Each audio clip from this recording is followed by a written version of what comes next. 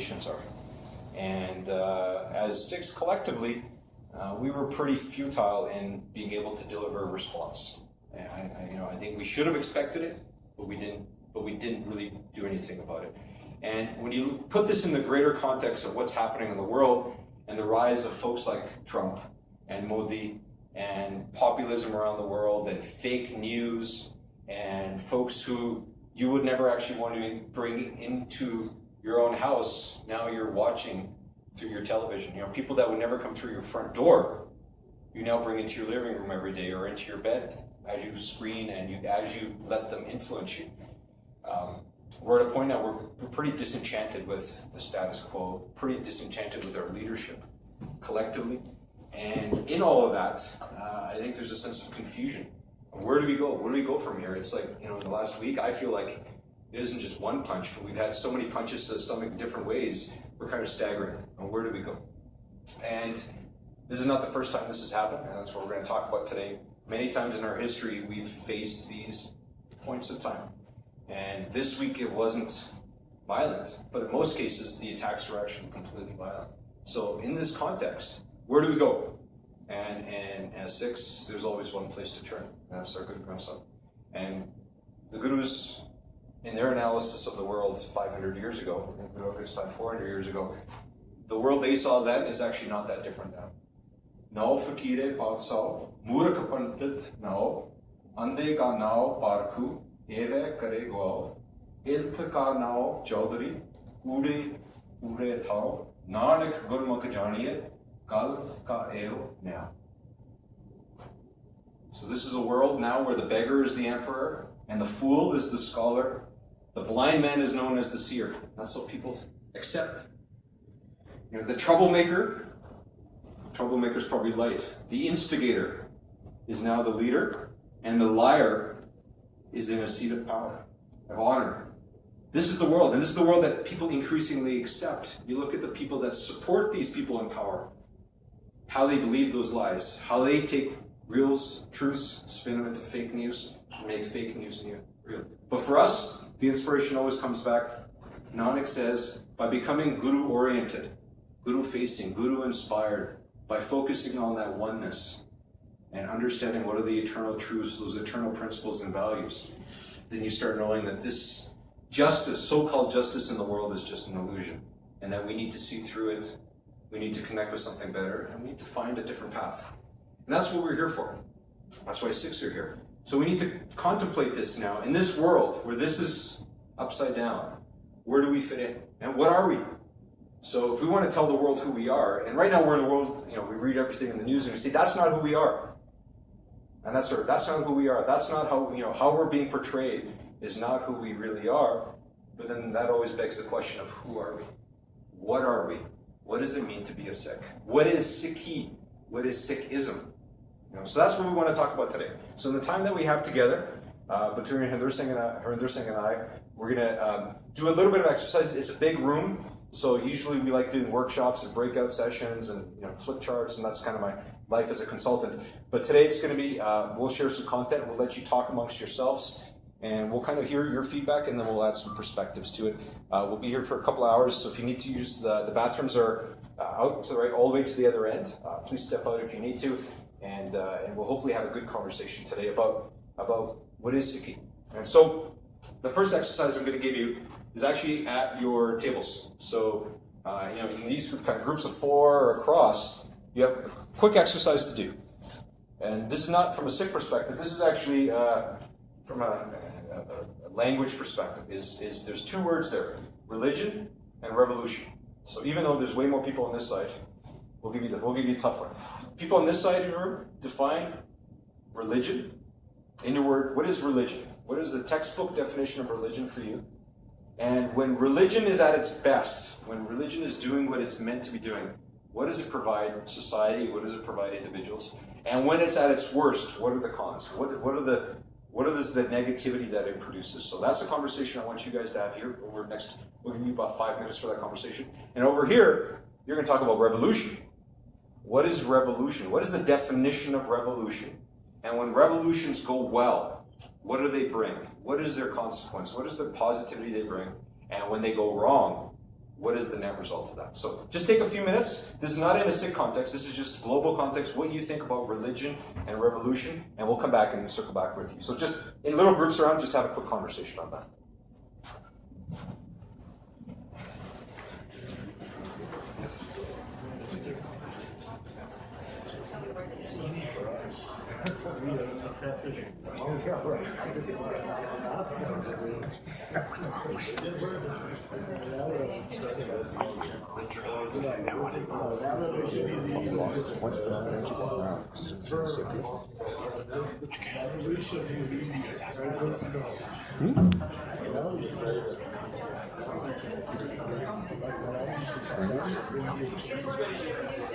What's the energy background? The idea of revolution,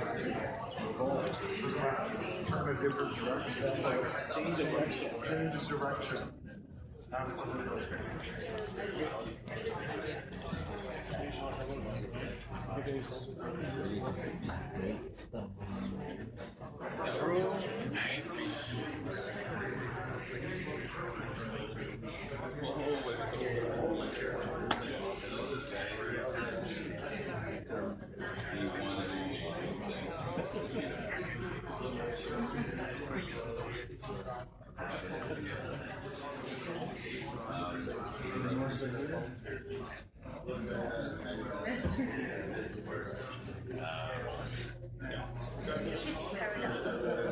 They're absolutely trying, and maybe that's what happens when it goes bad.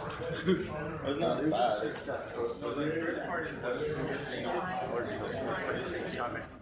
I'm just saying, like, when there is a that's just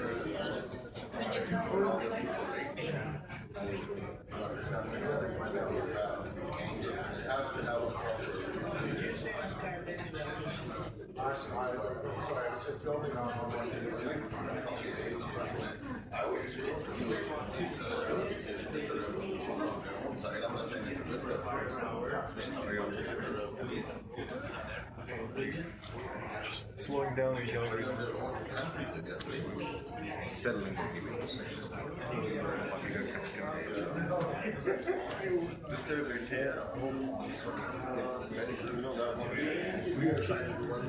That's right. It's very important that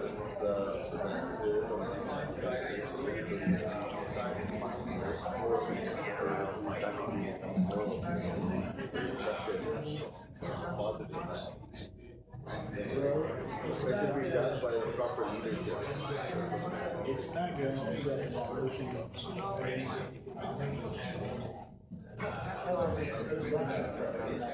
But it's you know what, maybe that's because you can have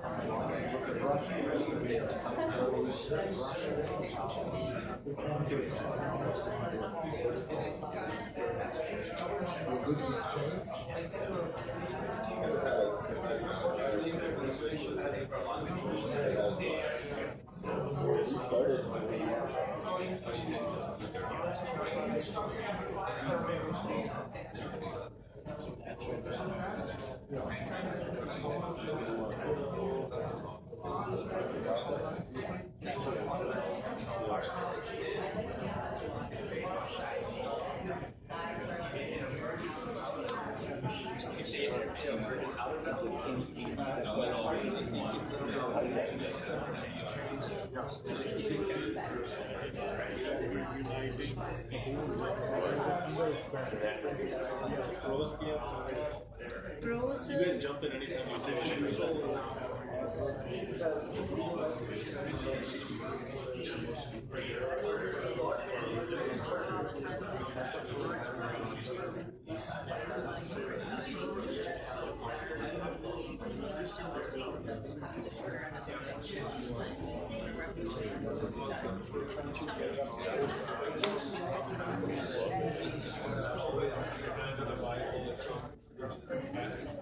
So what comes? But I think this one that you said is so important.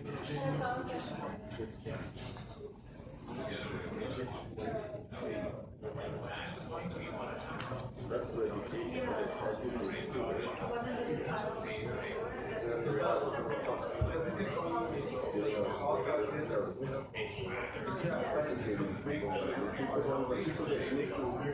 right now we're used to society. What should I say? This is wrong. This is wrong. This is wrong. Yeah. Right? We don't want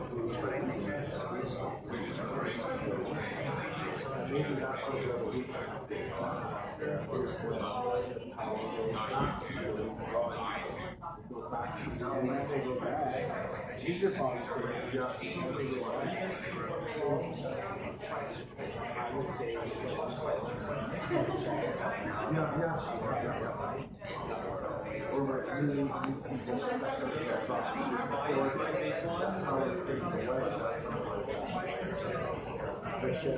Okay, we'll give you just another minute. Just wrap up. Don't worry, you're not going to be presenting everything. Just wrap up your thought.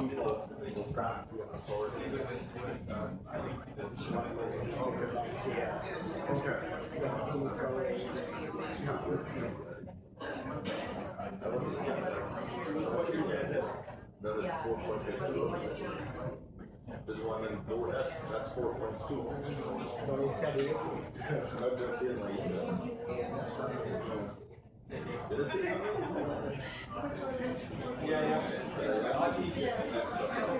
Okay, so let's come back together. It's okay if you didn't get through all of it. It's just a conversation starter. So let's start with religion. So how would you guys define religion? Did you guys come up with a definition? We came up with like a new, I'll just read out the sentence. Sure. Connecting to like a higher power. So it'll be like connecting to a higher power. Yeah. Faith-based. There's some fear involved there as well. Self-realization. Guidance and rules in a daily life. Yeah. Right? It also becomes picky and choosy, you know, whenever you might want to be religious on a Sunday or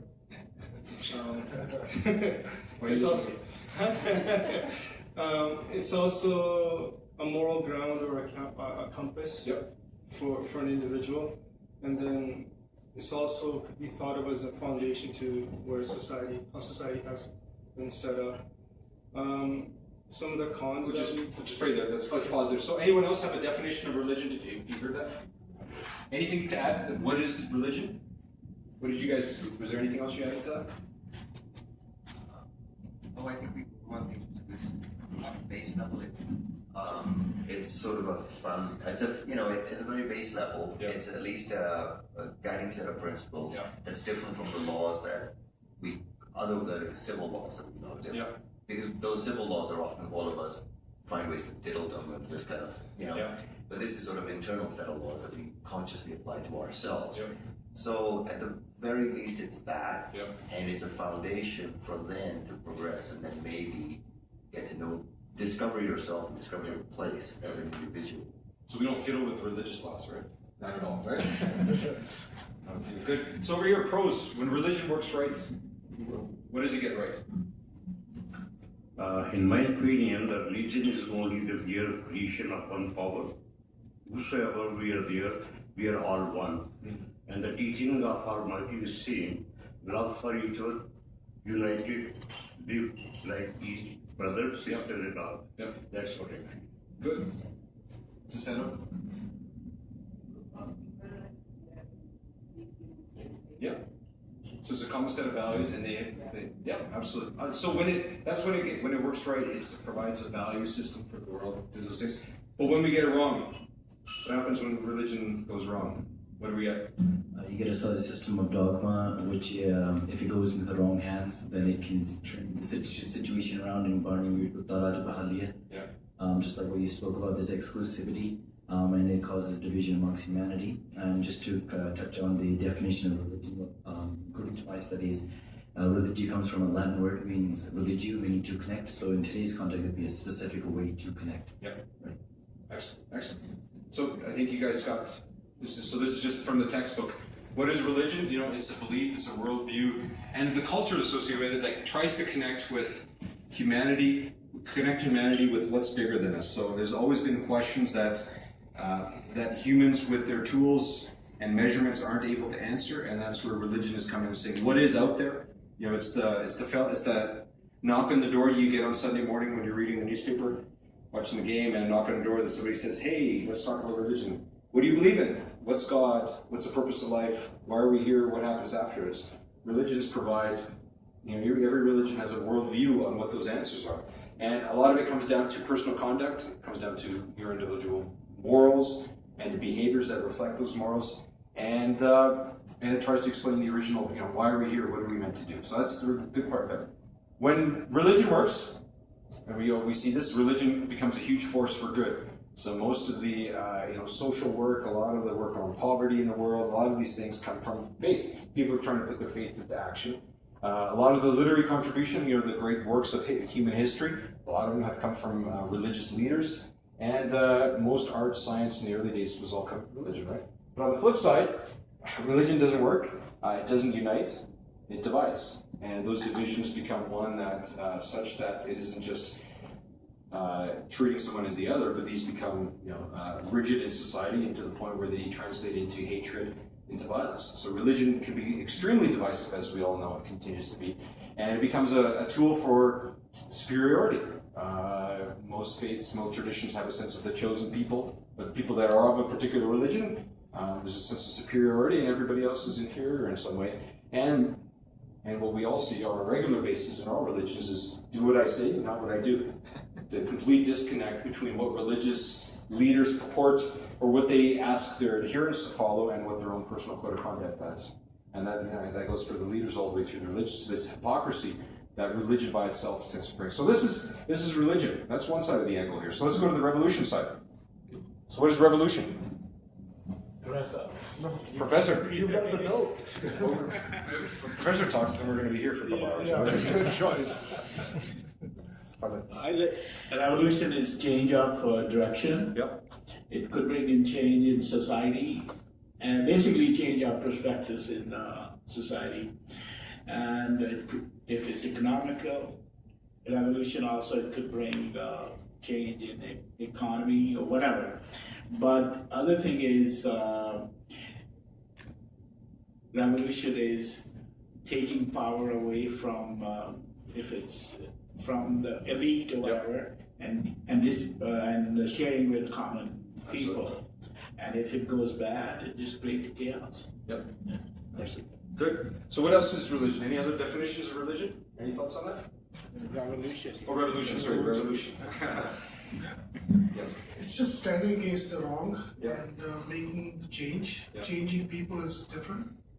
It is difficult, very difficult to change the mindset of people, and takes centuries. And the other thing is, what Guru Nanak started, he didn't start a religion, according to me. He started a revolution basically, and we are part of the revolution. And different people came in our history and they tried to put in a box as a religion. Yeah, so those things, when we look at in a bigger perspective, on a world level, I think that revolution is still alive somewhere. Yeah. Good. You're giving away the punchline. That's okay. So when revolution works well, it causes social change, it changes powers. Back here, when revolutions fall apart, what happens?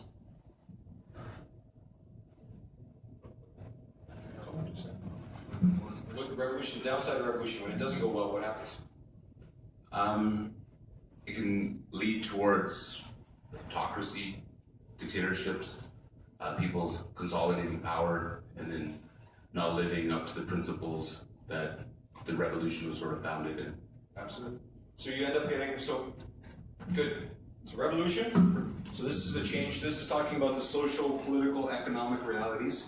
This is about this revolution versus evolution.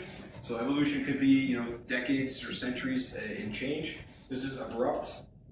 This is disruptive. And often revolutions around the world are, may start with a pen, but they quickly descend to the sword or the gun. And there's often violence associated with them. They're often ones where the people in power who are now taken out of power are not treated well. There are a lot of loss of life, and it's extreme, right? A lot of revolutions mean the pendulum swings from one end to the other. and kind of impacts everything, not just what people think, but how they live and the practicalities of their life. So that's revolution. So when revolutions go well, they change the status quo.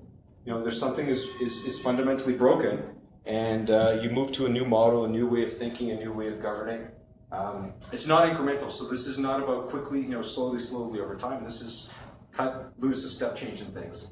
But like I said, when they happen and they're sudden, a lot of toes get stepped on, a lot of heads get chopped, and at the end of it, there's doesn't matter who the government is, one pyramid gets replaced with another pyramid, but the people at the bottom of the pyramid usually stay at the bottom. But if they get changed to the top of the pyramid, then they quickly reestablish a pyramid and they put more people at the bottom. So with revolution, these things kind of, someone's always in the 1% and someone's always in the 99%. So that's with revolutions here. So I guess the question back to you guys is, which do we want? What's better? Do we want religion? Do we want to focus on religion, which is the mystical, the spiritual, the journey within, the connection with the divine? Focus just on that. Many in our tradition say, Simran karo, paath karo, kirtan karo, sab kuch theek ho jaye. Right? That's big, the narrative we have in our community, right? That's focus on Simran, focus on the connection with the divine, and leave everything in Vaheguru's hands. So there isn't a focus, purely religion, doesn't focus on the social, political philosophies, the agenda, what's happening around them. It's focused on the journey within. It's my way or the highway. Right? Religion, a lot of it is, here's religion, here's the book. Follow this book. Oh, by the way, this book comes with these code of laws, and we're going to spend more and more time on the letter of the law, and over time we may actually forget the spirit of the law. But as long as you're doing it in exactly this way, you're guaranteed a place in the hereafter. And it becomes locked in stone. So traditions from 2,000 years ago, we try to perpetuate those rather than evolve them. So religion by itself can be a challenge. But on the other side, revolution, it's focused purely on the external. Socioeconomic, it's about power, it's about money. And it's limited to those things usually. And while it may start ideologically, it ends up losing that power. And over time, what ends up happening, the people that gain the power, they start the very thing that they were fighting for gets lost in the mix here. So religion versus revolution, these are picking one side or the other is very tough because of the downsides, the consequences. So I guess the question back to you guys is, where does Sikhi fall? Both. It's a spectrum, man. Is Sikhi a religion then? Why don't you think so? I think the way Sikhi was started, it was supposed to be more of a everyday thing. And for me, religion is not an everyday thing. It's we pick and choose when we want to be religious. So I think Sikhi is more of a revolution because it's supposed to be a guiding principle of how you act every single day. So we should always be in a state of revolution. Always change. Always change? Always growing and for the better. For the better. Isn't that evolution though? Evolution. That's not revolution, that's evolution. Steady transition, right? Yeah. Absolutely. So other thoughts? Where do we fall? You got some thoughts on that? Are we a religion? Are we a revolution? I think we're a revolution. We're a revolution. Yeah, we've been living the life before Guru Nanak, and when he came, he was a human being like us, and he saw what was wrong at that time. Yeah. And he wanted to change. He gave examples of every single economics at that time, the religions at that time, what was going wrong at that time. He gave examples in Gurmani with all of them. Yep. And then he stood up. He was fearless leader, and if it's wrong, he said it wrong. Yep. When Babur came, he stood up and he said, "This is wrong." He wrote fearlessly. Yep. So I think it was as a revolution. He started from the beginning, and in the 1800s, when the British came, and I think they tried to put us in a box. Yeah. So we're not a religion. We are not a religion. Okay. Then why do we keep fighting in the census? Why do we call ourselves the 5th largest religion in the world? Haji? I think from our 5th Guru, when he had VP, they said means that Sikh only religion cannot go or stand itself without the power. The power comes with the revolution. Yeah. So I would say religion and revolution have to find a central place to exist. So there's no revolution before Guru Arjan? No. Thoughts? Other thoughts on this one? Yeah. I think if I was to play the devil's advocate or counter some of the arguments, I would say that the reality is the world isn't drastically changing around us, but our set of principles don't, and that's what allows us to adapt to the changing environment. So I might be in the camp that we are religion, because it's a set guidance of principles that we live by that allows us to adapt. As we know, 20, 30 years from now, the earth is going to be completely 100% different than it is today, but those principles will remain the same. And we're able to adapt those set of principles that our gurus gave us to be able to then be able to live in that world. So, lots of good perspectives, different perspectives. This is a really important question, folks. Haji, last comment and then we'll move on. So, any revolution, it has like, what are we revolting or not revolting, what are we revolutioning for? So, the revolution, if you have economic revolution, you will have economic principles and other principles. If you have social, then you have like social principle, what's going wrong and everything. But if as a Sikh you are not bringing revolution for economic or social, you are bringing an absolute revolution. And for the absolute revolution, the religion give you the principle to bring the absolute revolution. Without the religion, it would be economic revolution, it would be other revolution. Good, good. So this is an important question, right? Because what are we? Everyone else in the world, like we talked about at the beginning, is trying to define who we are. We ourselves have multiple definitions of it. If we are a religion, then are we merely here just to transform our own inner lives and to prepare for the next life? And if we're a revolution, is our revolution just to make a world of 6? Are we trying to turn the world into 7 billion 6? If there is a revolution, what are we revolting against? What are we revolting for?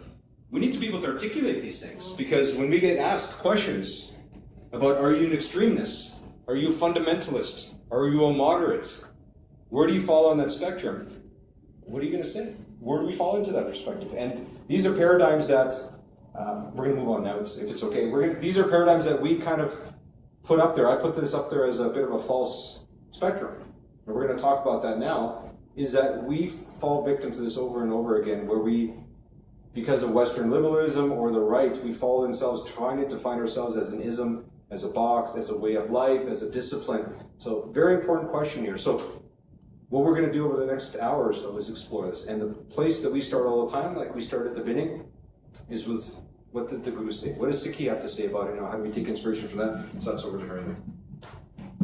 So, I was sitting here and listening to you guys, and I was replaying Bill Maher's Religulous in my mind. Those of you have seen that, where he goes to different world religions and asks them pointed questions, and they all sound, something is wrong up here. And this is how we sound when we are trying to present ourselves. So what happens is, I'm also looking at 95% of the books, if you go on them, and they present us being some combination of what we just talked about, but they use more specific terms, and they'll say, oh, it's an amalgamation or synchronization between Islam or Hinduism, because that's how most people behave and act. We act like that organized religion from that time. So the question really for us is, if we can't come to terms with the basics of who we are as people, and what is the source for that, we will be caught up in what academia now tries to tell. I mean, there are academics sitting here. So there's a history of religion approach that gets thrown in, which basically is saying people sitting in Boston in the 1930s wanted to decide how to study people in the East. So they came up with all the isms. Before that, you don't see that. So there are academics who are doing this to us. There are right-wing politics of the countries is doing it, like Hindutva politics has done that. They said Sikhs are part of the insiders of India, which means you are Hindus, and we accept Buddhists, Jains, and Sikhs as being Hindus. Simple as that. That's their model. And they say the rest of them are outsiders, which means the Muslims and the Jews and the Christians, so we're going to throw them out or we got to convert them. There are serious consequences of not knowing who you are. And I'm going to start with a very simple line, and I want to move to the source. When Chote Sahibzades were being asked to be presented in the court of the land at the time in Sarhand. And by the way, actual name is Sarhind. Sar means border, Hind means the border of India, Hindustan if you want to call it, which means this was the power center. The north of that was Lahore rule and south of that was the Delhi rule. The only statement Mata Gujri said to them was, just remember who you are. There was no other defense presented. If people know who they are, your own conviction answer will be much more powerful than anything any one of us will construct. So where is that coming from? If that understanding had come in the generations of Sikhs within the 10 generations of the Gurus, from Guru Nanak through Guru Gobind Singh, then we better go to those ideas of Guru Granth Sahib. And in Guru Granth Sahib, let's actually get into this. What does Sikhi say about this? This is going to be a little bit different than what we are used to. In Guru Granth Sahib, the equivalent Punjabi word for religion is mazhab. I am not using the word dharam intentionally because there is no consensus on what the word dharam means.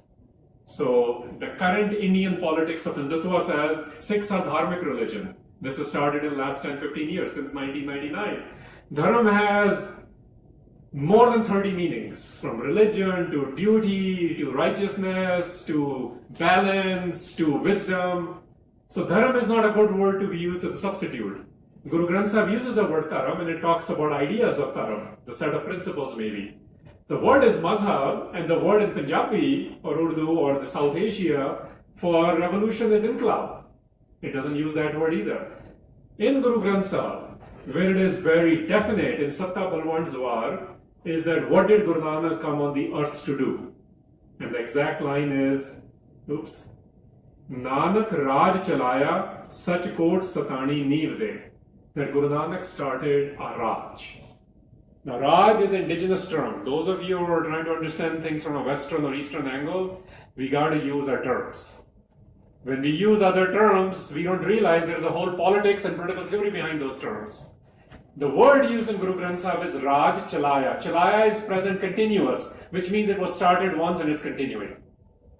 So it has movements which can come within. And we have various movements in 550 years of Sikh history so far. But what Guru Nanak started was a Raj. Raj at minimum means a set of governing policies. At most it can mean a nation state. And guess what? In our 550 years of history, we have done both as well. Raj is our word. We continue to work on certain governance principles. And when we apply them to a city-state, we called it Kartarpur. Guru Nanak called it. The idea was presented, each Guru practiced it when the state wouldn't allow it. When we fought the state and converted Punjab into Khalsa Raj under Banda Singh Bahadur, it became a nation-state kind of an idea, the republic kind of an idea. But what Guru Nanak started was a new way to live. So our term actually is Raj. This is the term in Guru Granth Sahib. Nowhere in Guru Granth Sahib says Guru Nanak started a mazhab or inqilab. Guru Nanak started a Raj. And it is in the secondary text, so this is primary text in Guru Granth Sahib, and the secondary text is Bhai Gurdas. In first war, body number 45, it very clearly says, Nanak Nirmal Panth Chalaya. People fight about this line, I've read so many essays. Let's be clear, guys. Every word has an etymological meaning, which means where it comes from, and then the word has institutionalization as well at some point, because how the community practices that. It says very clearly, Guru Nanak started a new Panth, a new way. The Panth now is also called Khalsa Panth. That's not a debatable issue. Even the godfather of Sikh studies in the West, Dr. MacLeod, had also acceded or accepted that the Panth has authority. So those of you study from academic angle, even he agreed the Panth can come up with these ideas and it does have the authority. So Bhai Gurdas tells us this, and he uses the words like Marya Sikha Jagat mein. And this is very important. Sikha, you all know, is a coin. You and I don't get to issue a coin. Coin is issued by sovereign entities. Guru Nanak is a sovereign entity. Guru Nanak started a new Raj. That Raj requires the interpretations in the realities. If some Sikh lives in Yukon territory, don't tell them the Punjab's realities only. He has to figure out governance policies there. So Sikhs did that. People living in Rajasthan had to deal with certain policies. People living in Punjab, within Punjab, eventually in missiles, they dealt with 12 different policy systems. Idea was there is a new way to govern. And that governance system is based on Eko Onkar, which is the opening of Guru Nanak. This is his manifesto, his declaration, whatever you want to call it. Religious terms are revelation. The political term will be manifesto. But it's, and what does Guru Nanak say himself? He says it's a Oankar. He's not saying there is one God, and he's not making a binary between 0 and 1. There is nothingness versus there is somethingness. He says there is just one. And we got to figure out how to work with that one, which means zero tolerance for racism or sexism in today's language. Zero tolerance for being people who are selected few versus non-selected, or chosen or non-chosen, or Gentile versus Kafirs, and whatever else you want to call it. All religions and politics have terms for it. We actually said there's only one. People who work with this orientation. So our system, Sikhi, that's why it's a new way to govern. It's a new Raj. And when you say the word Raj, why do we only use it for British Raj? Right? If you study British Raj, you're going to have complicated systems to figure out what kind of a governance system it was. Because it was primarily business, eventually turned into certain sort of a monarchical system, and eventually it became some Westminster-style democracy. And then the India and the world global populations dealt with it. But we had this term before that. British didn't start that term. Banda Singh Bahadur used this term. About Guru Nanak, this term is used. So we need to go back and start at least with the Raj. So where do we fit in then, if we go to this religion versus politics in this Raj? Well, sovereignty becomes very, very important for Guru Nanak's paradigm. And this is over and over explored in Guru Granth Sahib. In fact, it uses the word slave in Guru Granth Sahib. The word slave is used in multiple times, in multiple vocabularies. Lalla Gola is that, for example. When Baba Farid Ji is saying, I do not make me sit at someone else's door. I rather have you take away from me this world than to live as a slave. You know, that idea that I'm willing to become a slave of the divine, but not of any earthly authority. This is Guru Granth Sahib. So our religious idea, if you want to call it a religious idea, is very much based on this idea of we are sovereign people, we are free people. This is where, if you want to compare with the French Revolution and American Revolution, which happened after Guru Nanak's declaration, to put it in context, you know, this is one difference. French Revolution said that the rights are guaranteed by government. American Revolution says rights are guaranteed by God. The government exists to protect those rights. So there's a difference between two. And Guru Nanak Pasha says the same. All contributors of Guru Granth Sahib, what the academia call radical Bhagats or the Gurus, they all says all rights to us are granted by the Guru, the divine. So this idea of divinity as an active force, divinity not as an old man sitting upstairs trying to figure out what to do with you and me, does not exist in Gurmani. So this idea then fights the class structure. This is the revolutionary stuff. Caste system, that's a classical thing, you can call it, but you know, there are new, caste systems are based on professions. We have new professions now. In Canada, we actually have gurdwaras. We might have them caste based, but we now have a doctrana gurdwara, a kabiyana gurdwara. People say this. If you're doing that, you're furthering this class division. That's what it means. So this idea, we fought this. The word Khalsa was inaugurated.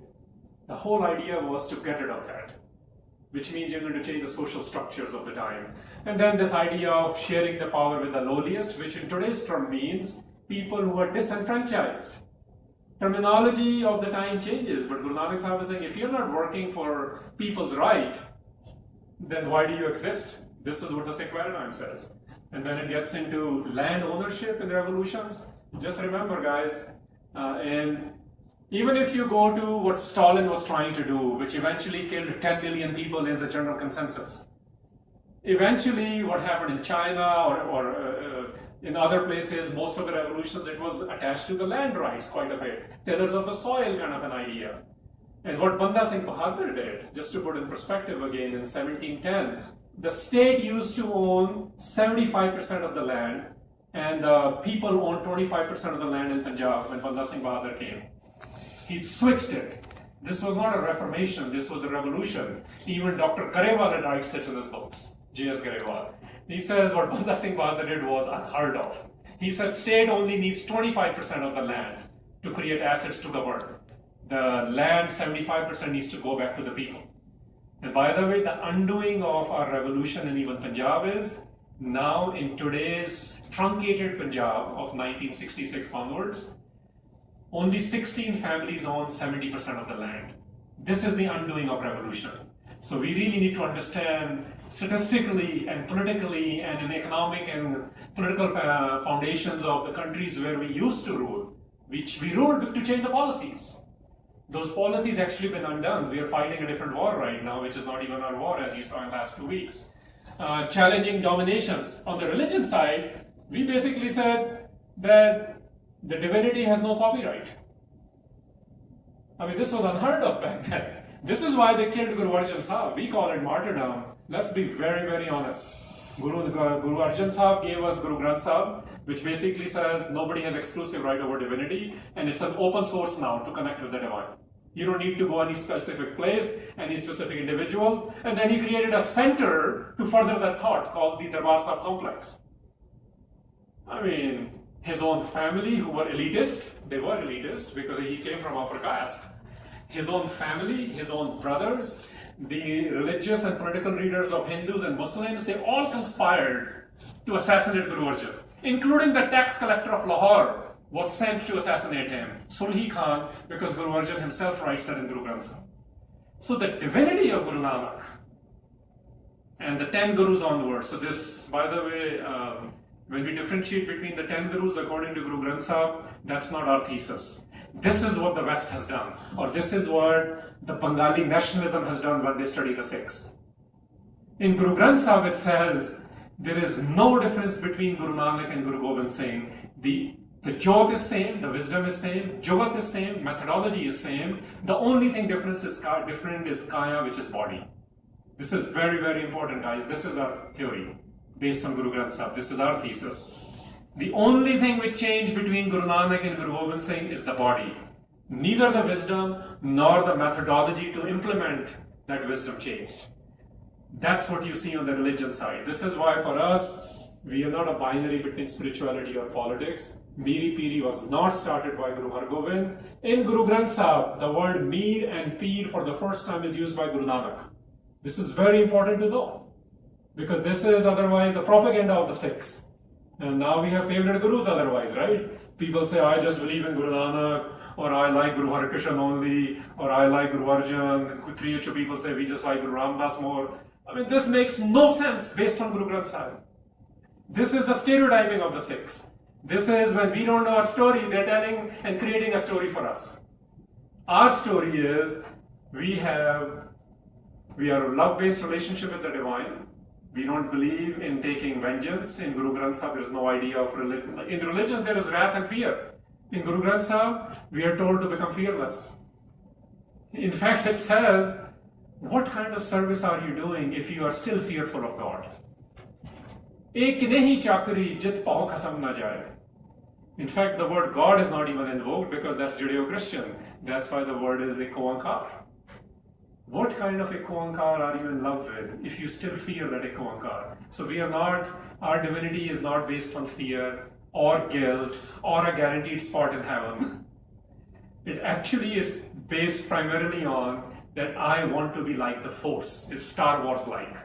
This is what Joseph Campbell makes more sense to me than most of the kathas I listen to. Yeah? Because he says, Guru Nanak Sahib says, Eko Onkar. If he wanted to say there is one God, which is all the translation we see now, he would have said, Rab Eka.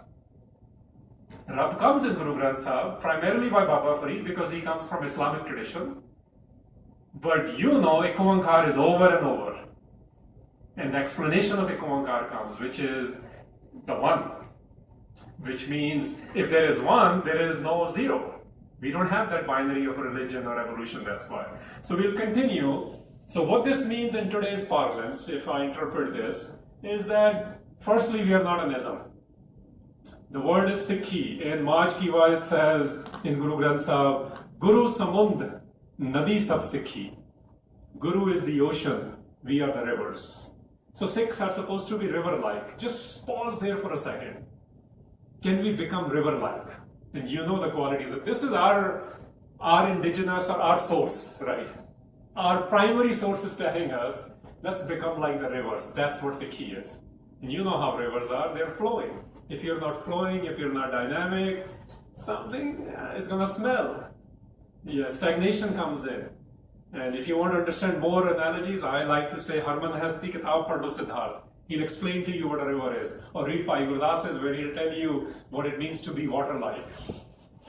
And my favorite part of being water-like, I'll spend 30 seconds on this, is that it always flows downwards. It takes any shape it needs to. You can put any color in it. These are signs of humility. But even when it is hot, it still puts out fire.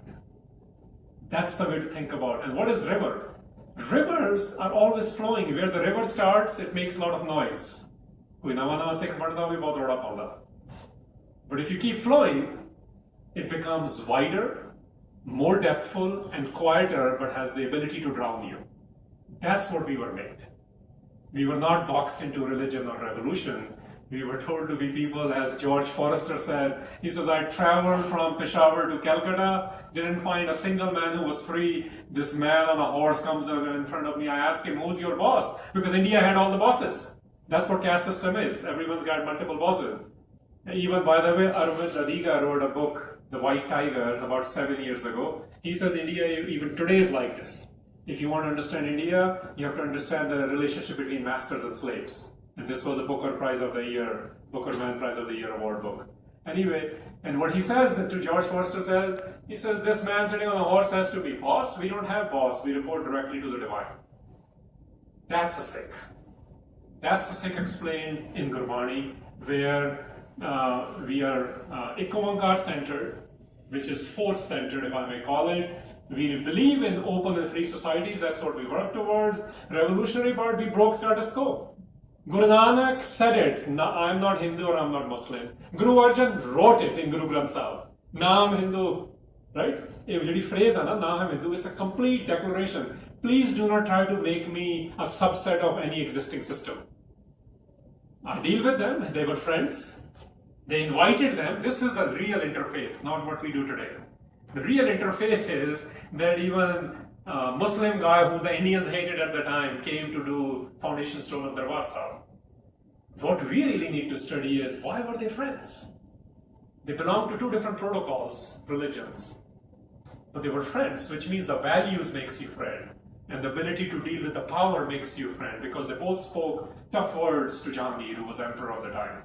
Anyway, so breaking the status quo. Guru Nanak Sahib, onwards, every Guru they actually did one declaration. Every Guru after Guru Nanak Sahib built institutions to create mandates of change. That's what we need to understand. Today, when we stand up and say we treat women equally, everyone knows we are lying because they look at us behavior. Guru Nanak said that, then he created a mandate to change. So let's see that. Let's see it in the visible realities. So I'll cite this one book and then we'll move on from here. This book is actually called The Sikh Revolution. If you have not studied it, we recommend highly. It's written by Sardar Jagjit Singh. He says the goal, Sikh Revolution had 3 goals. First, to create an egalitarian society. Egalitarian means creating equal status for people in the community. Men, women, lower strata, upper strata, doesn't matter. That's what Ekonkar is, by the way. Ekonkar means you basically have a lens to see, and with everyone with dignity and respect. Everyone. Doesn't matter what they do. Doesn't matter where they live. Doesn't matter what they look like. Doesn't matter whether they're atheists or not. This is not a debate. In Punjabi, people are now fighting, and they say to some Sikhs, "Hey, Nastik ne." It's not our debate. Astik and Nastik is not our debate. Why are we even according? Guru Nanak refuses to use those words. He does not use those words. So, by the way, even when some Punjabi people use those words, we need to know Nastik literally actually means those people who don't believe in the Aryan gods. They used to call Dravidians the Nastiks.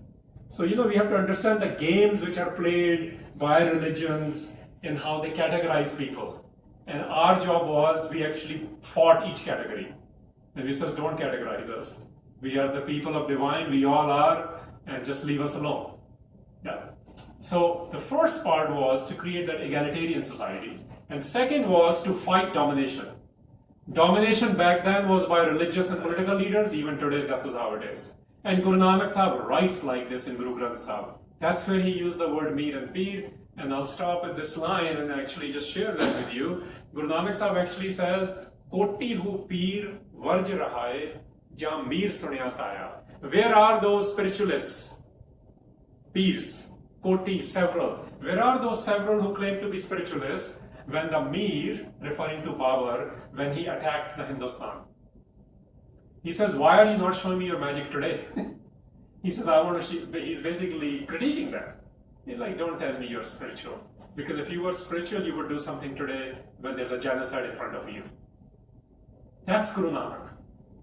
That's why he was jailed. And the Gurdwara exists on the Pakistan Punjab side where he was jailed because he critiqued. And by the way, that genocide, just to put it in perspective, both were Muslims who were fighting each other. One were Pathans, the other were Mughals. So, sometimes you make it about religion, and what Guru Nanak Sahib says is no. And that's a great study to do, by the way. Like, no, there are two powers who, out for control, are violating all women. And Guru Nanak then lists all the women they're violating. He says, Hindwaniya, Turkaniya, Patwaniya, Musalmaniya, 4 likhiyan ne utthe. He says, you're violating your own women, you're violating upper caste and lower caste, and in between. That's the Guru Nanak and Guru Granth Sahib. That's the revolution he developed. He says, we are not going to look at men, women, religion, no religion, whether they believe in one God, multiple gods, 3 gods. We're looking at how are you dealing with them. This is why he says we're going to fight the Qazis, who are the interpreters of the law in Islam, the Pandits, Brahmins, who say they are the only ones to do the interpretation, and yogis, who say we are the only ones to create a prescriptive ideas on how to breathe. And Guru Nanak Sahib said, all 3 of them are the troublemakers and we're going to confront them. And he did. And it's political, that he confronted Babur already. And the third part, which is very, very important even today, guys, we shy away from talking about this. Third part is, you got to capture power if you want to change the policies. You know this even today. I mean, you and I can debate what liberals are not doing, or what NDP should be doing, or what conservatives do, and we all do debate it. We all spin it from different channels we have available through YouTubes and Snapchats. Some of us write about it. Some of us might create a YouTube video on it. Some of us might actually do it on party platforms. But all of this is happening. Why even today? Because you want to capture the power to change the policy. You don't get to change a policy if you are not at the power center. Then you are always anti-whatever you want to call it, anti-establishment, anti-whatever. So gurus worked on this. And when gurus were not being allowed to change policies for the entire state, they created their own city-state where they practice these policies. That's what Kartarpur, Khadur, Goindwal, Ramdaspur, Amritsar, Kiratpur, Anandapur, that's what these cities were. They were where the Raj was practiced. These 3 ideas were practiced. And when enough people got trained, they captured Punjab. When enough people got trained, they recaptured Punjab again. In fact, they got invited to rule Punjab. I don't know how many of you even realize this. I was having this conversation with Fakir Azuzuddin's 5th descendant in Lahore 3 weeks ago. And I didn't know this because no book has mentioned this yet. He says, my 6th generation, which means Fakir Azuzuddin's dad, he says he, along with 16 other people, wrote a letter to Ranjit Singh to invite him to come become the ruler of Punjab. And 16 were Muslims and 2 were Hindus. Just think about that for a second. Invitation of people, residents of Lahore, to invite Ranjit Singh to rule. My point is, we have captured power, sometimes we went outside the power, but the idea of Raj continues. Ideas to influence. Today, that is done through, in democratic systems, whether you like it or not, it's done through electoral politics. So if you want to influence, you got to go play their role, or go change the laws to change how the game is played. And each country has its own laws. And Sikhs in their capacities are trying to do it in different ways by joining one or the other parties. And this is why we do it. This is so clear, and I'm going to stop after this. We're going to have a minute of conversation. Guru Nanak Sahib's exact words are, I exist to identify with people who have no rights.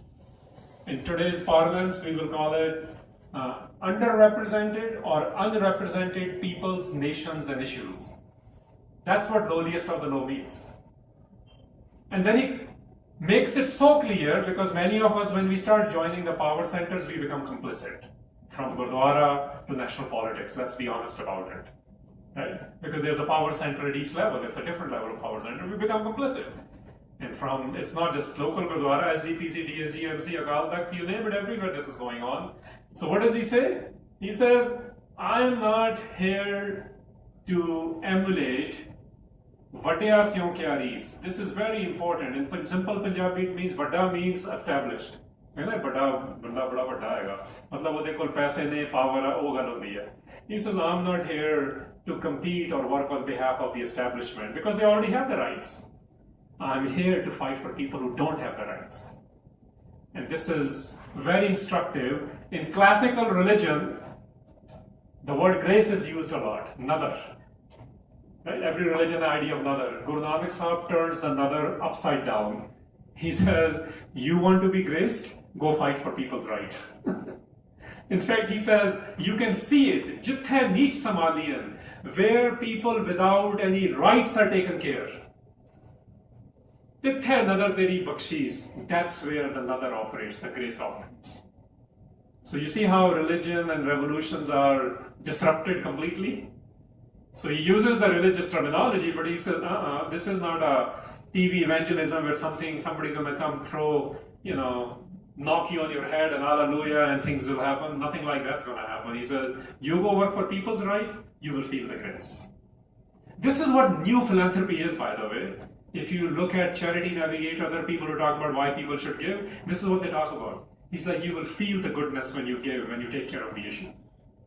And that's what Guru Nanak Pasha was talking about in our ideas of social justice. So this is what gurus did.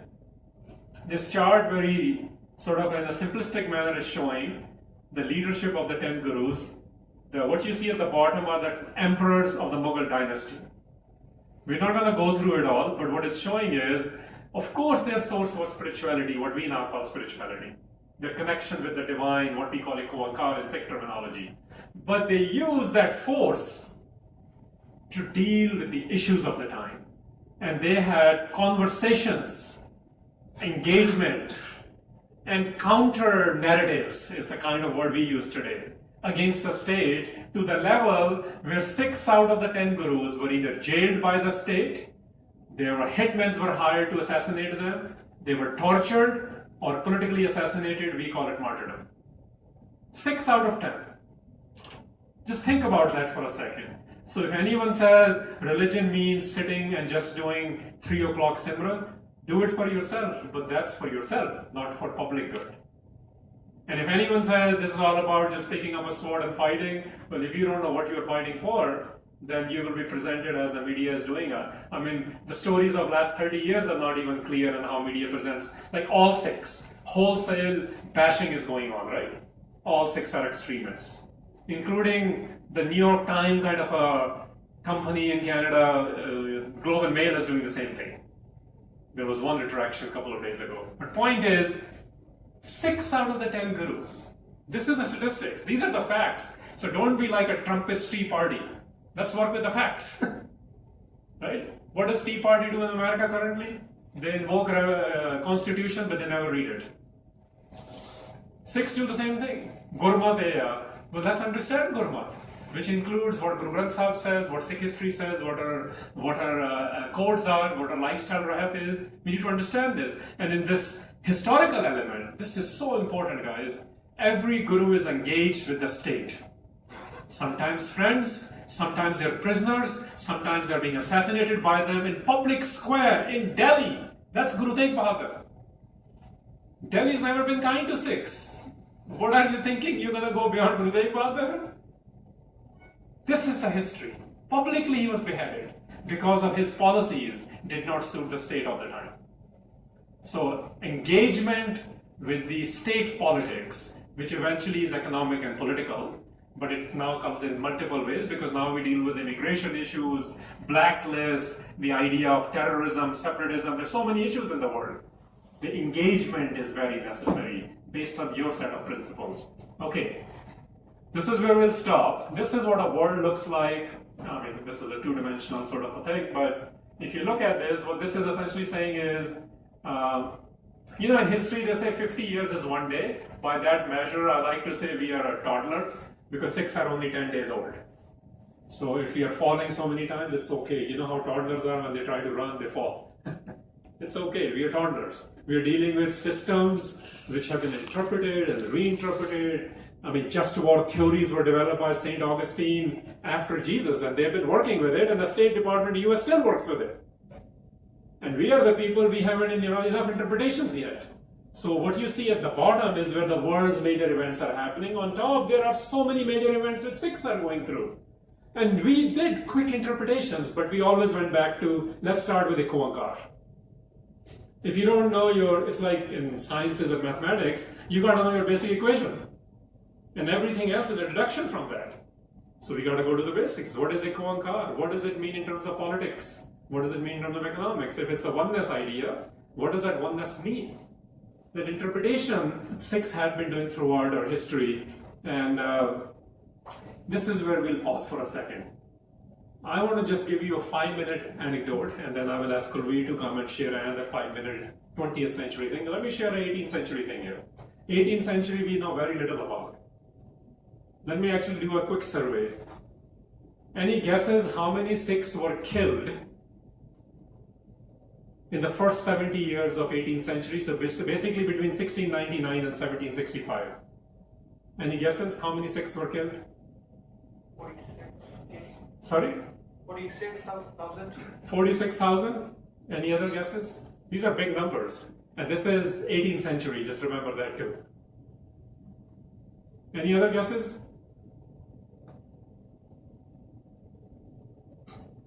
The last good estimate was done by Sardar Patwan Singh and Jyoti Rai in their book on Maharaja Ranjit Singh. And there's a chapter on 18th century in there. They have looked at all the available resources for them, and they gave a listing, and after that they said in the first 70 years of 18th century, at least 200,000 Sikhs were killed. Now, let's put this in perspective.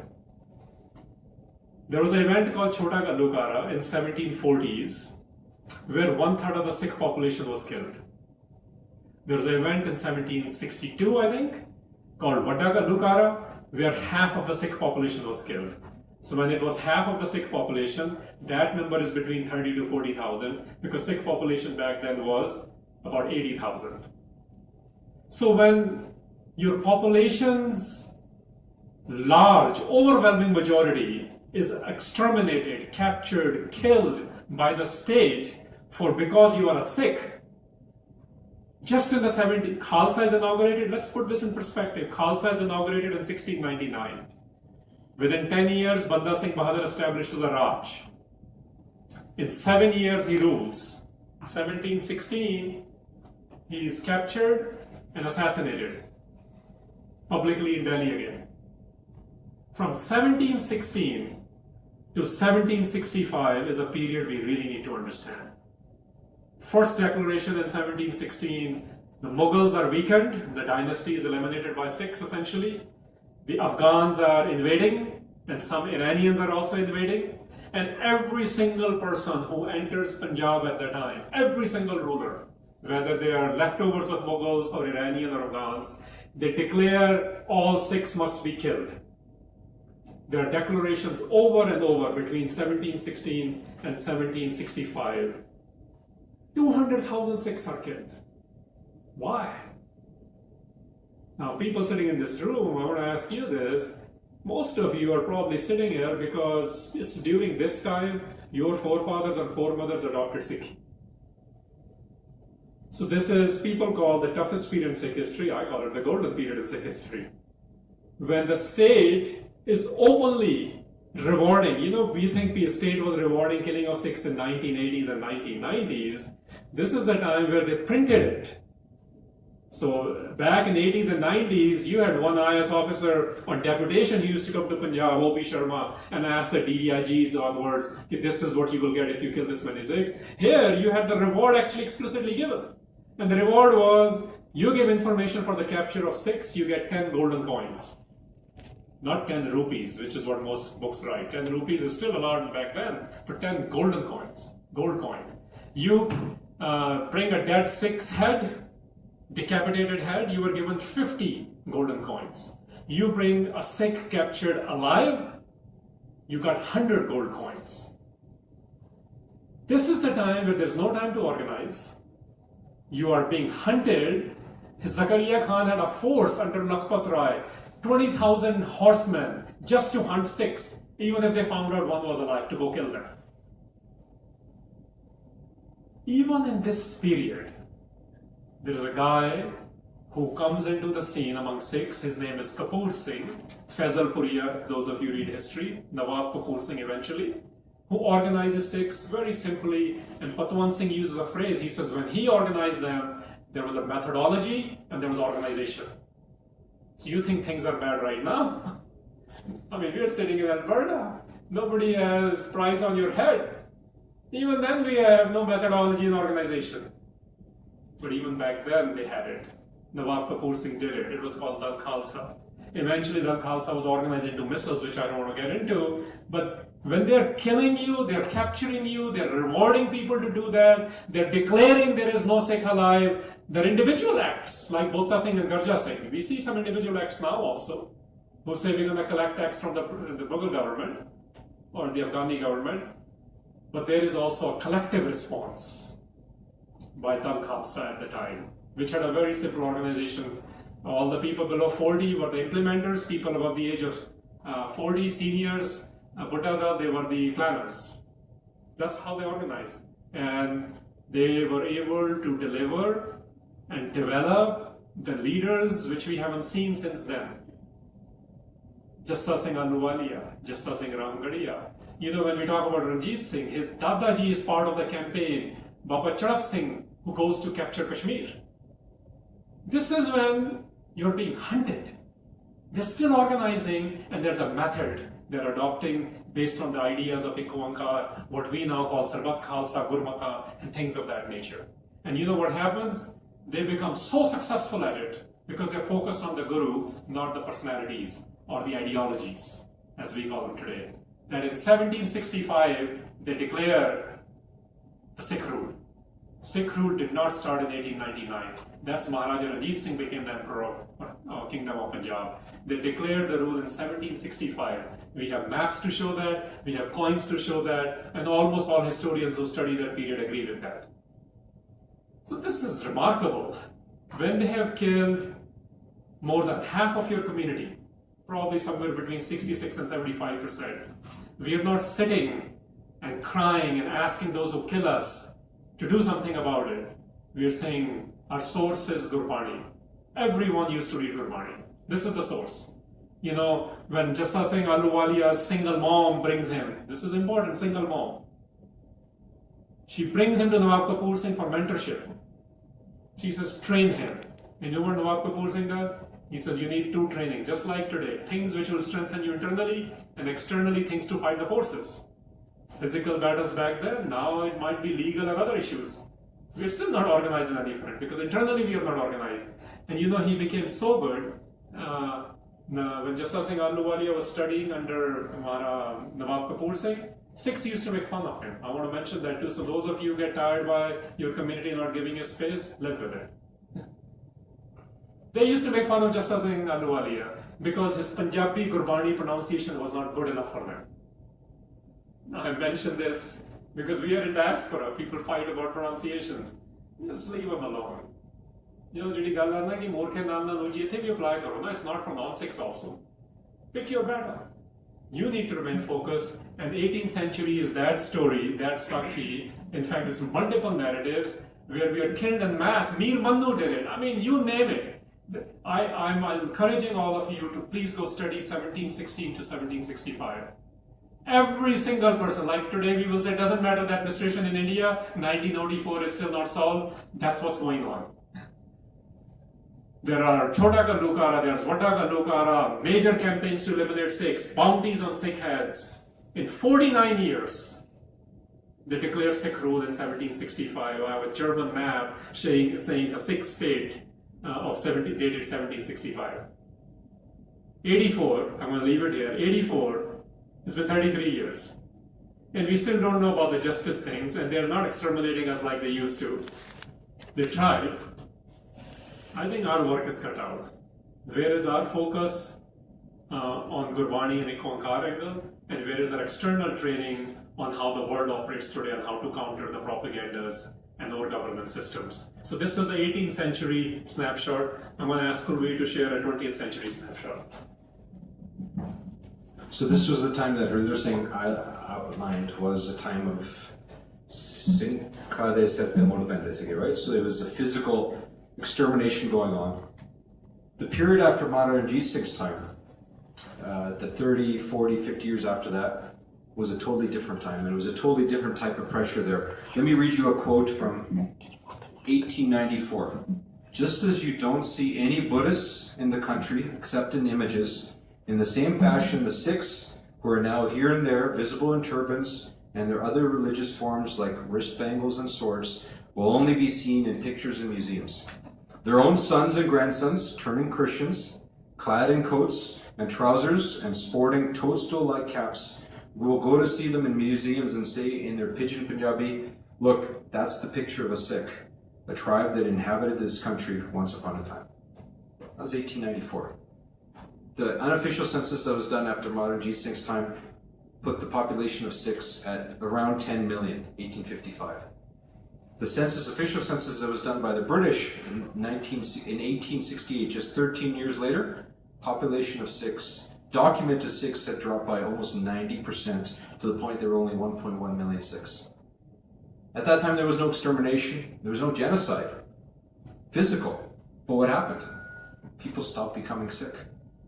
People drifted. Many Sikhs were maybe Sikhs of convenience during the Raj, because it gave you upward mobility. But what ended up happening is all those anti-Sikh traditions started creeping into our institutions and our thinking. We became complacent. And maybe during the Raj, some of those institutions were devastated by Maharaja Ranjit Singh. Things like the Sarbat Khalsa, or collective governance, because it became under one person, but over time, the Darbar Sahib complex started having idols brought in all around the outside. If you were a lower caste Sikh, you were never given ardas. You were never given prashad, and during ardas you were asked to leave the Darbar Sahib complex. This was the situation at a time that the Christian missionaries were running roughshod over Punjab, and they'd actually created a ceremony where they would have these public displays of cutting a Sikh boy's hair in public and actually doing a public baptism to show that they'd become Christian. And they were doing these in Amritsar at the time. And so the population was just falling. The language, the grasp for Gurbani, the level of literacy, all of these things were falling apart. And so it was actually around that time that the Singh Sabha movement came to be. And there's a lot of inspiration and motivation we can take from the Singh Sabha movement. We have whole presentations on it that you can find. But the Singh Sabha movement was a stuttered movement. There was the first attempts were made by, I'll call them the uncles of the time, the incremental ones, where it was people who were in positions of higher nobility within the Sikh tradition, within the Sikh community. Baba Khem Singh Reddy, who was one of the descendants of Guru Nanak, was looked upon as a person of honor. They were concerned as well. But what is happening to the Panth? Very much like today. Babas, Deras, false gurus all over the place, and non-Sikh worship coming into the place, institutions being corrupted from the outside and the inside. All this was going on and people were concerned. So the first front was try to incrementally improve things. But it was an exclusive movement. It was done by mostly people living in the cities, the educated, the business, the well-to-do, and it never really took off because it was working within the context of what was there. But then that was Amritsar Singh Sabha, but down the street a few years later was the Lahore Singh Sabha. And the Lahore Singh Sabha was a different movement. All the people that Gyani Dil Singh, Professor Gurmukh Singh, the names that you'll read of that time, Khan Singh Nawab, these guys were all in their 20s, teens, early 30s when they were taking on the movement. They made it inclusive. Women were included, people from the villages were included, lower caste, higher caste. It became a much more inclusive movement. And they were kind of at the same point where we are today. They looked at the state of Sikhi around them, and the answer was quickly, we don't think this is what the Guru's intended us to live our lives. The way we see it practiced in our institutions, the way we see it practiced in our own homes, that's not what Sikhi should be. But what should it be? We don't know. So let's go find out. And that's what led to a complete educational revolution, where many of the books that we'll recommend to this time were written at that period. Professor Sahib Singh, who's a descendant of Ghan Singh Nabha, wrote Hum Hindu Nahin to differentiate ourselves. That's where encyclopedias were written. That's where the first translations of McAuliffe's Sikh history was written. Those were the moments where we said we better learn who we are before we try telling the world who we are. And the most important invention of the time was the printing press. It had just come to Punjab. The British had brought it with them. And so rather than having to write things and only allow oral transmission, the printing press allowed publications. And that's where the movement started progressing. Every year, there are educational conferences done in villages all over Punjab. The network of Khalsa schools and Khalsa colleges that you see all over Punjab today are a legacy of these conferences. So it wasn't, we do lots of conferences now, we do lots of workshops, the conference happens and we say, that was great, let's go home. After every educational conference was done in a village, a Nipatra foundation stone was planted for the Khalsa school that took place there. So the focus was on the pen, on the education, on the connection with Barney, connection with Rat. This is when many Sikhs started coming back into the fold. Many Sikhs started taking Amrit. This is where the love of the Guru was reignited. The desire for change was reignited. The complacency, the rust that was there was starting to shudder away, and people started mobilizing. And that same level of organization, the same methodical nature started coming. And they started using the technology of the day. And the numbers were there. I think by the census I saw from the 1920s, the numbers had gone up to 3 million. And now we're at 25 to 30 million. And the Singh Sabhas now, and it wasn't just one Singh Sabha, what ended up happening is a methodology was created that was then replicated at every local level. So Singh Sabhas popped up all over Punjab, all over India. To the name, Singh Sabhas were actually international as well. So there's a lesson here of that time period, where it isn't the revolution, the Sikh revolution, it's not revolutions. Revolution has taken many forms depending on the time, depending on the situation. And those that fall in love with the Guru, connect with the Guru, understand the tools, the objectives, the mandate of what is required at that point in time. So at a certain point, it's the fight for our very existence. So it's a very physical fight. Other points, it's actually an intellectual or an educational fight where how do we create a new generation of leaders that can actually go fight the good fight. And the legacy of the Singh Sabha movement was the Gurdwara reform, which actually then led to the independence of India as well. So the same seeds that were planted during the Singh Sabha are the ones that have been perpetuating through our tradition, our community for the last 100 years. But the thing I'll leave you with is, we have pictures of all these guys, you can look them up. Their paintings are always, usually men, but it's always old men with white beards and looking very scholarly, academic. I'll leave you this thought. Every time you see those paintings, you don't paint paintings of people before they do anything spectacular.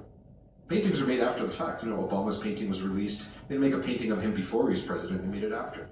So when you look at these folks, you don't look at them and say, wow, they must have been, that was after they did their hard work and they were being recognized for it. The hard work was done by people like the people in this room.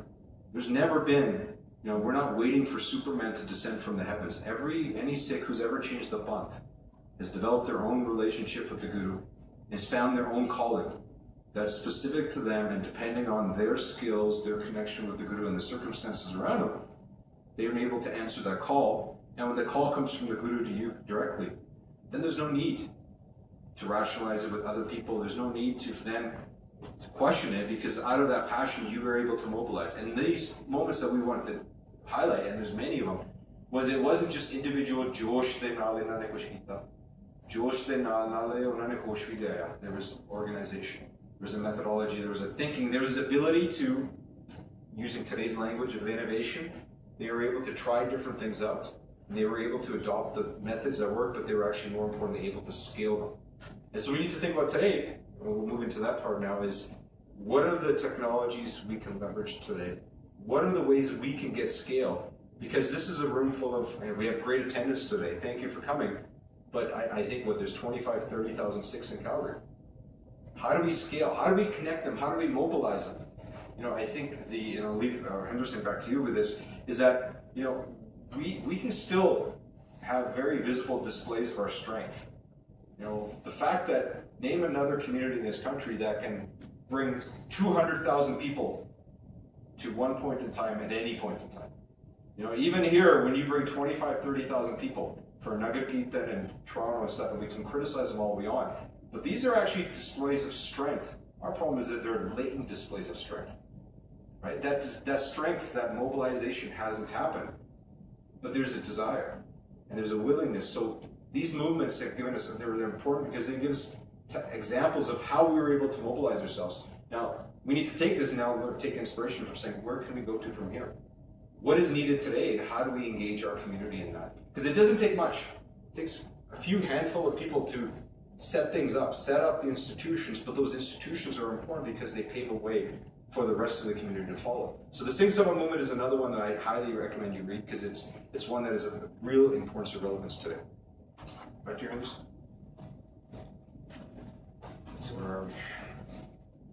So we can come back to it. Where does Sikhi fall? Obviously, we don't fall anywhere.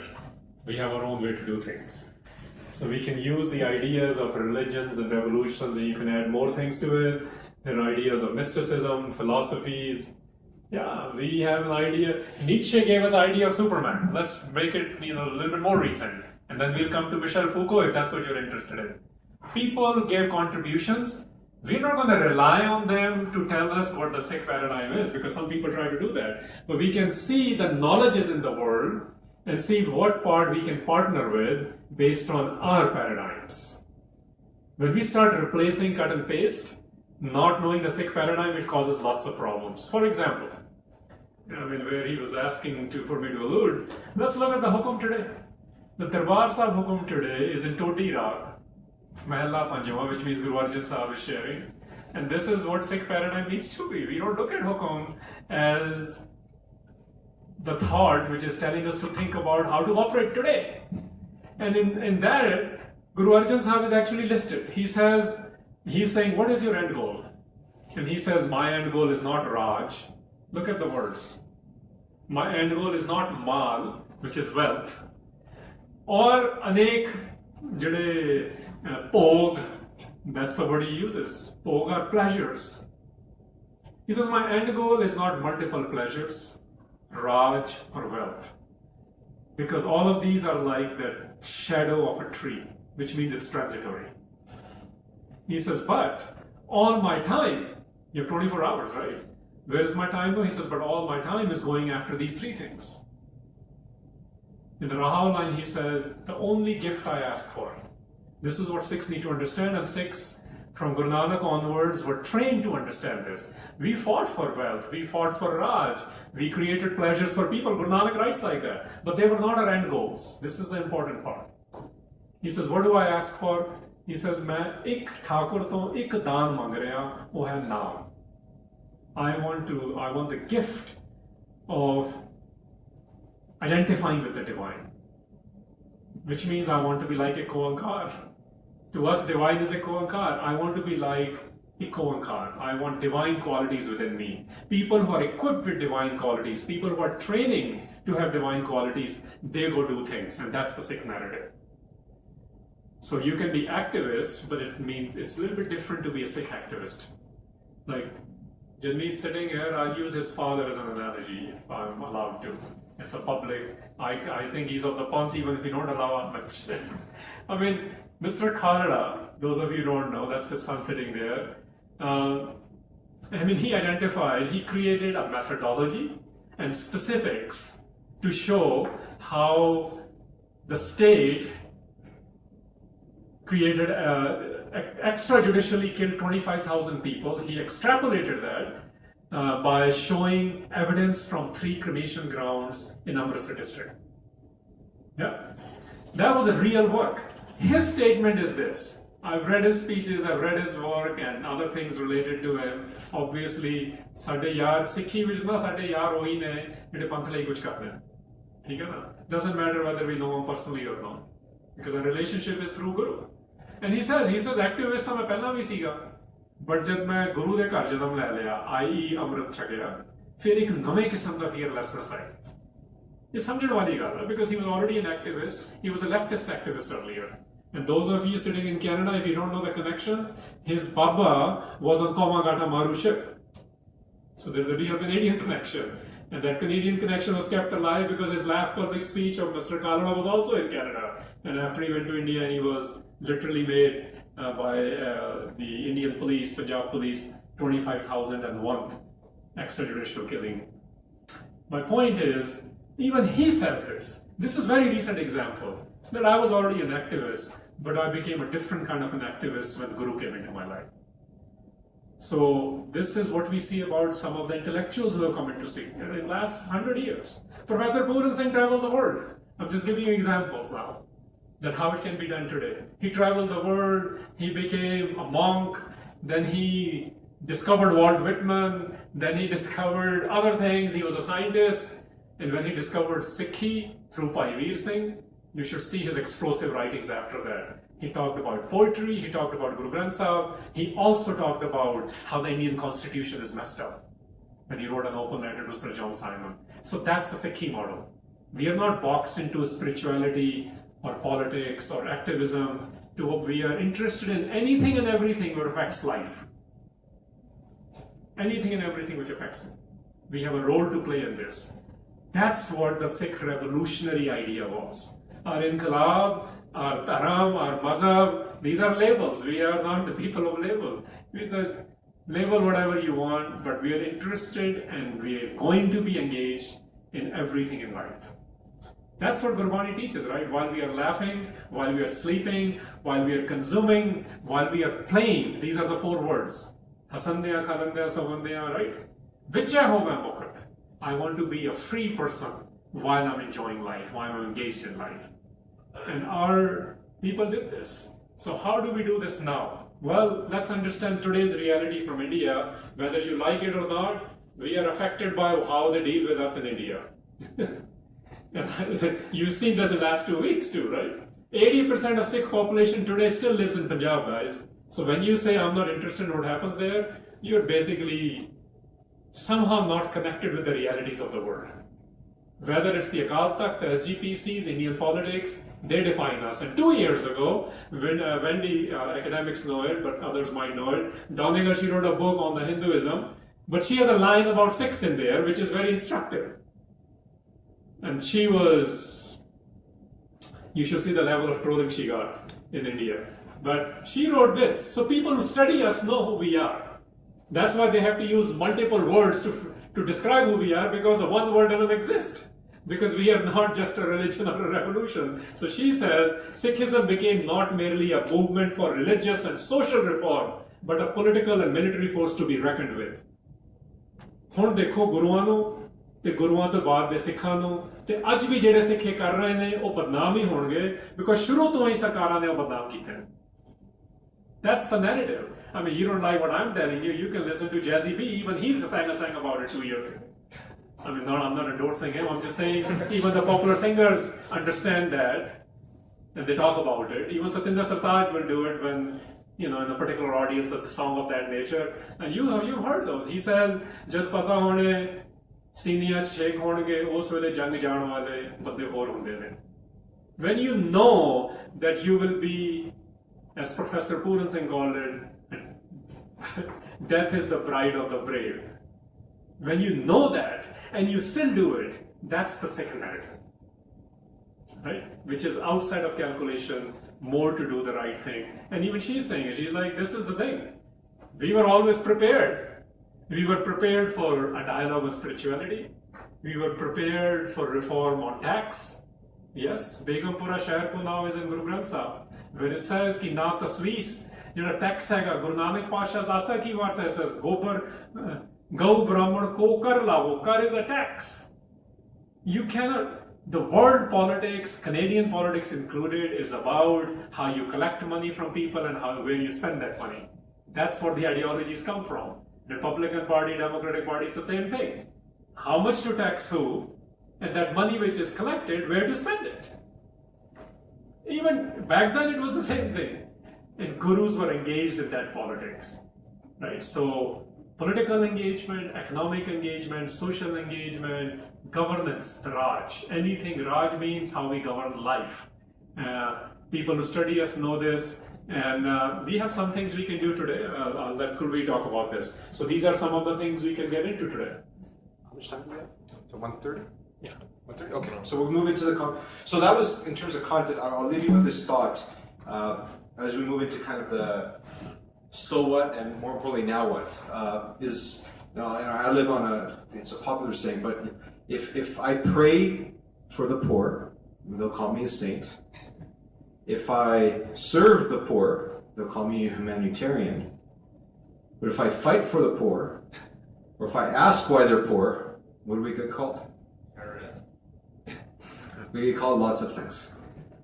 I would say all of those mean you're sick, right? We pray, we connect, we serve, but we fight. All of those things come together.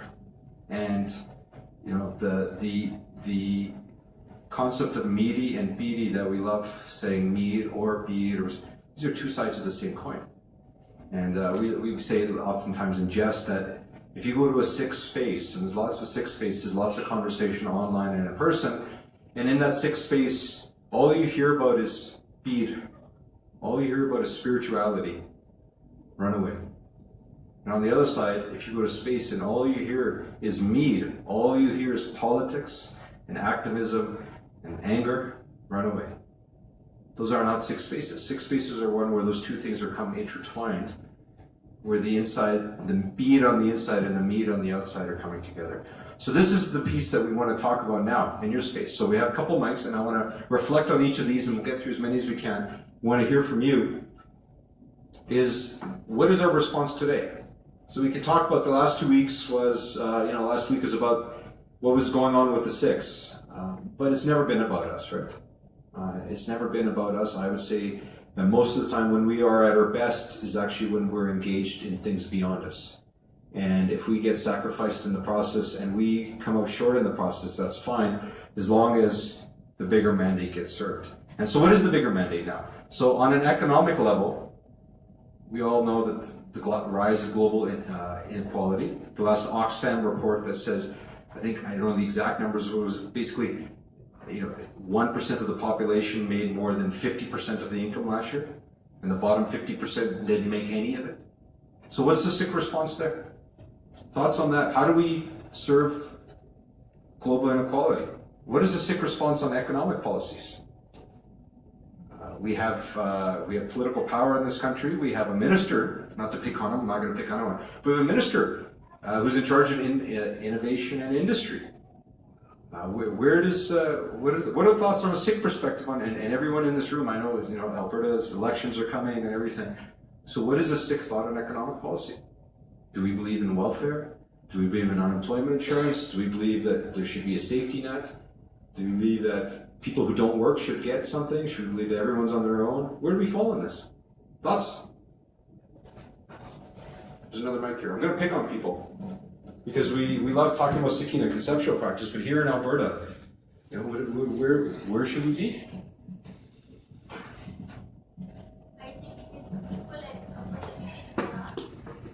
Equal opportunities for all? What do you mean by that?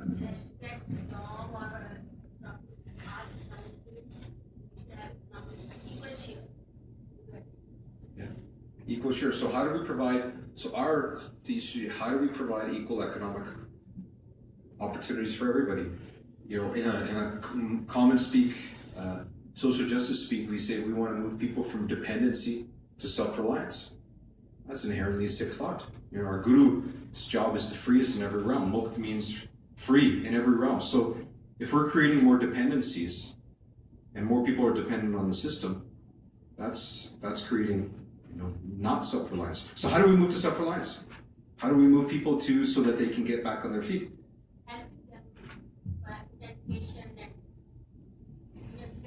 Yep.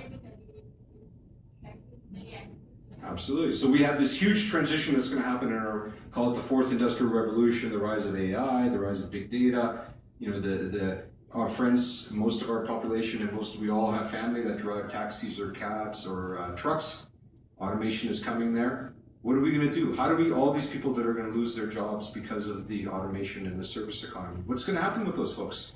Are we just going to say, you know what, there's going to be more winners and losers? Because as things are set up in the economy right now, the Ubers, the Googles, they're going to keep winning.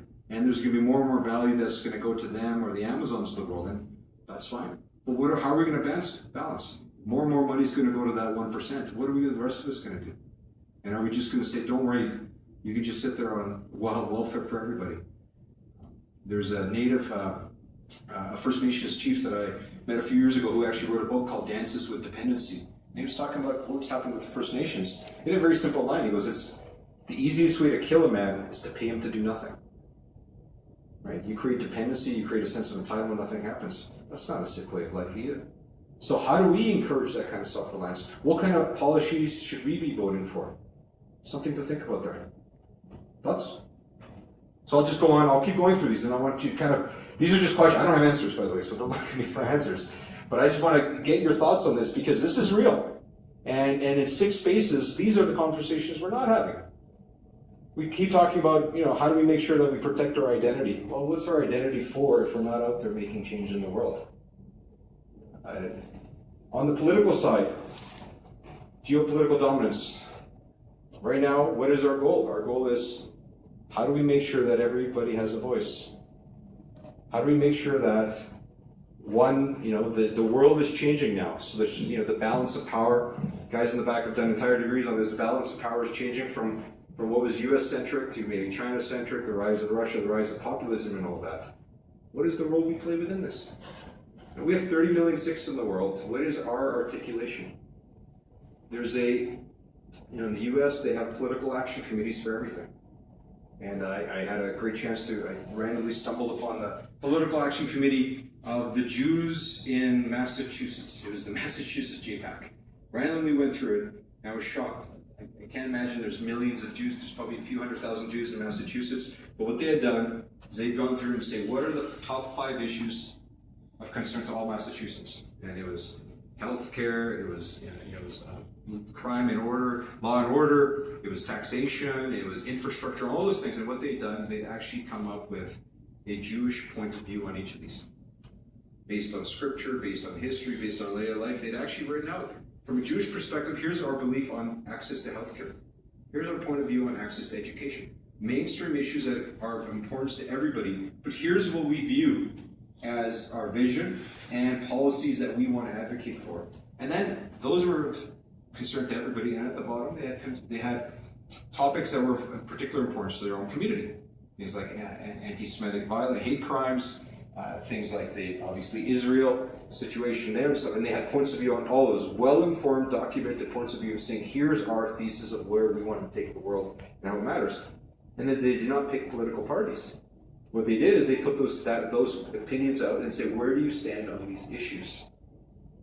And then depending on the responses to those issues, they said, here's where people stand. Now, we don't tell you where to vote. All we're doing is giving you the information now to equip you with the ability. Is that the one you're looking for? Siri recognizes my voice, I think. But they had this, and it became hugely effective because every state election, you could go back and you could say all the different candidates, they asked them the questions, and they posted their answers. And they shared it, and they said, based on these guys, here are the votes that align with our views. And over time, they swung one way. They didn't care about what party. They said, do not stand with a particular party. We stand with the issues of importance today that we think are the ones worth fighting for. So the questions come back for us is we are completely politically affiliated. Everyone in this room votes for individual parties. That's fine. Everyone has memberships, and many of you have memberships in different parties. Many of you are candidates in different parties. And we fight with those parties, and we are constrained within the manifesto of those parties. But 2 questions come to mind. Is those of us that are in political parties, how are we making sure that Sikh thought, this sense of oneness, the sense of defending everybody, sense of upliftment are actually contributing to the manifestos of those parties? And then those of us on the outside, how are we actually standing with the issues? How are we making sure that the right issues are getting recognized? And I would say that as Sikhs, given what we have almost 20 elected officials in Canada, Sikh elected officials in Canada, we are on covers of magazines where we're seen as kingmakers.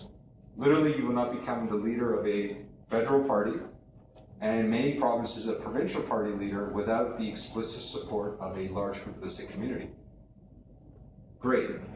What have we gotten for it? Lots of us have pictures with prime ministers and leaders. We have that, our profile pic, we get nice pictures on stages. We talk about 84 issues, Sikh issues have come to the forefront many times. But have we ever advocated for missing and murdered Indigenous women? Have we ever advocated for LGBT? There's a Rohingya crisis going on right now that parallels what was done to Sikhs in the 18th century. Where's the Sikh point of view on those things? When we start defending ourselves, when we start having points of view and defending those that cannot defend themselves, then we can shine a light and say, our needs are being taken care of as well. So thoughts on that? On the political one, are we doing enough of this? How can we actually do this? What is the Sikh point of view on these things? Reflections? Thoughts? Reflections so far? Anything? I'm picking on people. I'm tired of myself talking.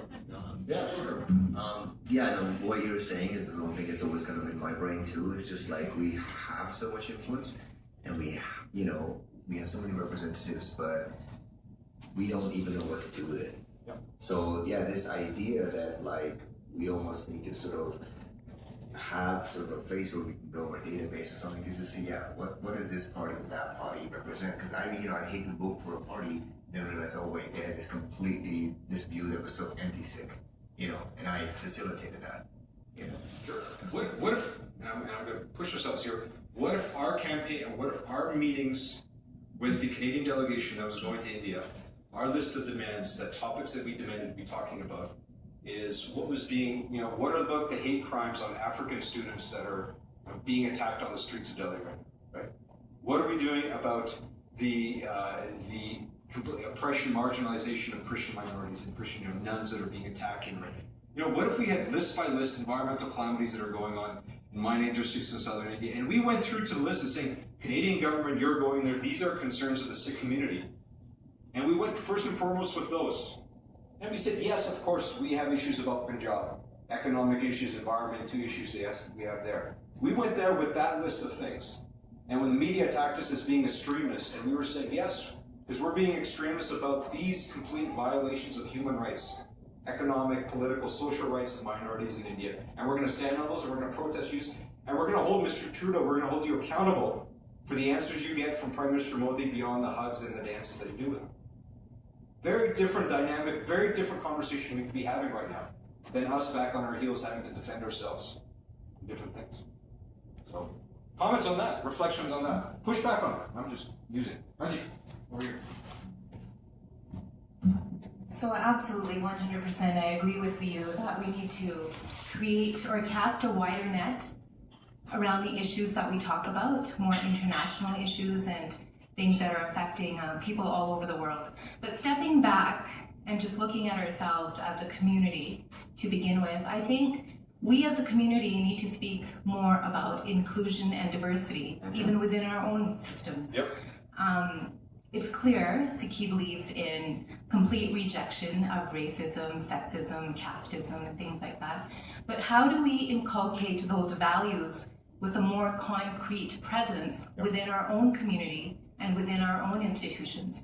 I think once we start making those steps initially, then we can actually have more strength, more credibility, and more presence to cast that wider net on the wider issues that are affecting us internationally. So maybe practicing what we preach? Yes, I guess that's more succinctly right? put. No, I attack but that. we need to talk about that a bit more every day, emphasize it. Please, one jump. Yes, I want to. Actually, you're absolutely right. The way to do this is anyone who is participating in any Sikh organization, they need to make that a mandate. That's how it's done. We don't need to talk about it only. We need to make it mandate in organizations and spaces where you have influence. Make it happen as a policy. Like in Canada, they made it a policy that if you are going to be on the boards here, certain percent have to be women. Guess what? You don't have a choice now. That's what a mandate does. This is what Guru Amar Das did.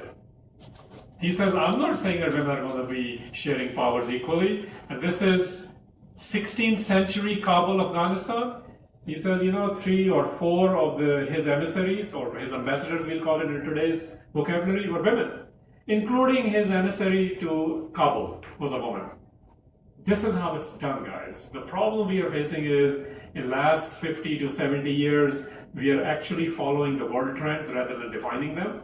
So 100 years ago, when women's suffrage movement hadn't even happened in the US, even back then, whatever the SGPC is today, back then they had 30% women representatives before it became a law in India in the last 30 years. So my point is, we used to be beyond the politics of progressives and liberals, because these words are loaded now. We used to be very rights-oriented. So and the way it's done is by creating mandate. So any one of you sitting in this room, this is how it happens.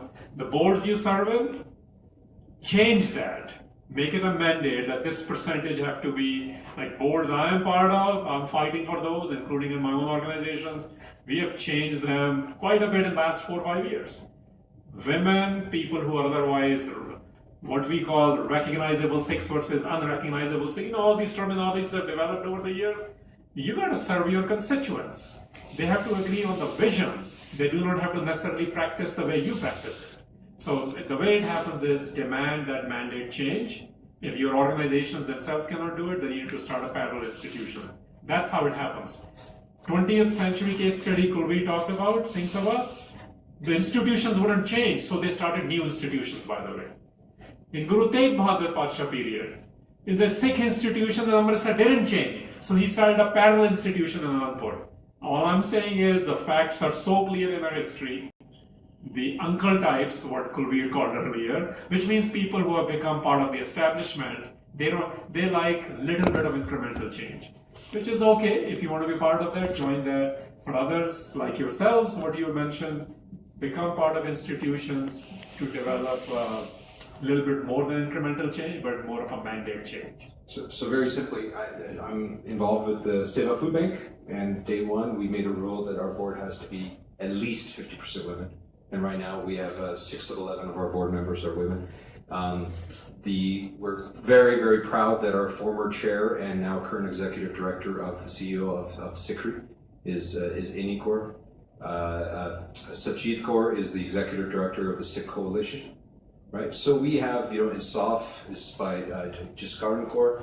So we are seeing glimpses of this, certainly not where it needs to be, but I would say, very simply is demand these things, and I get to speak on a lot of panels, and I love to organize a lot of panels, and we've adopted our favorite word now is no more manels.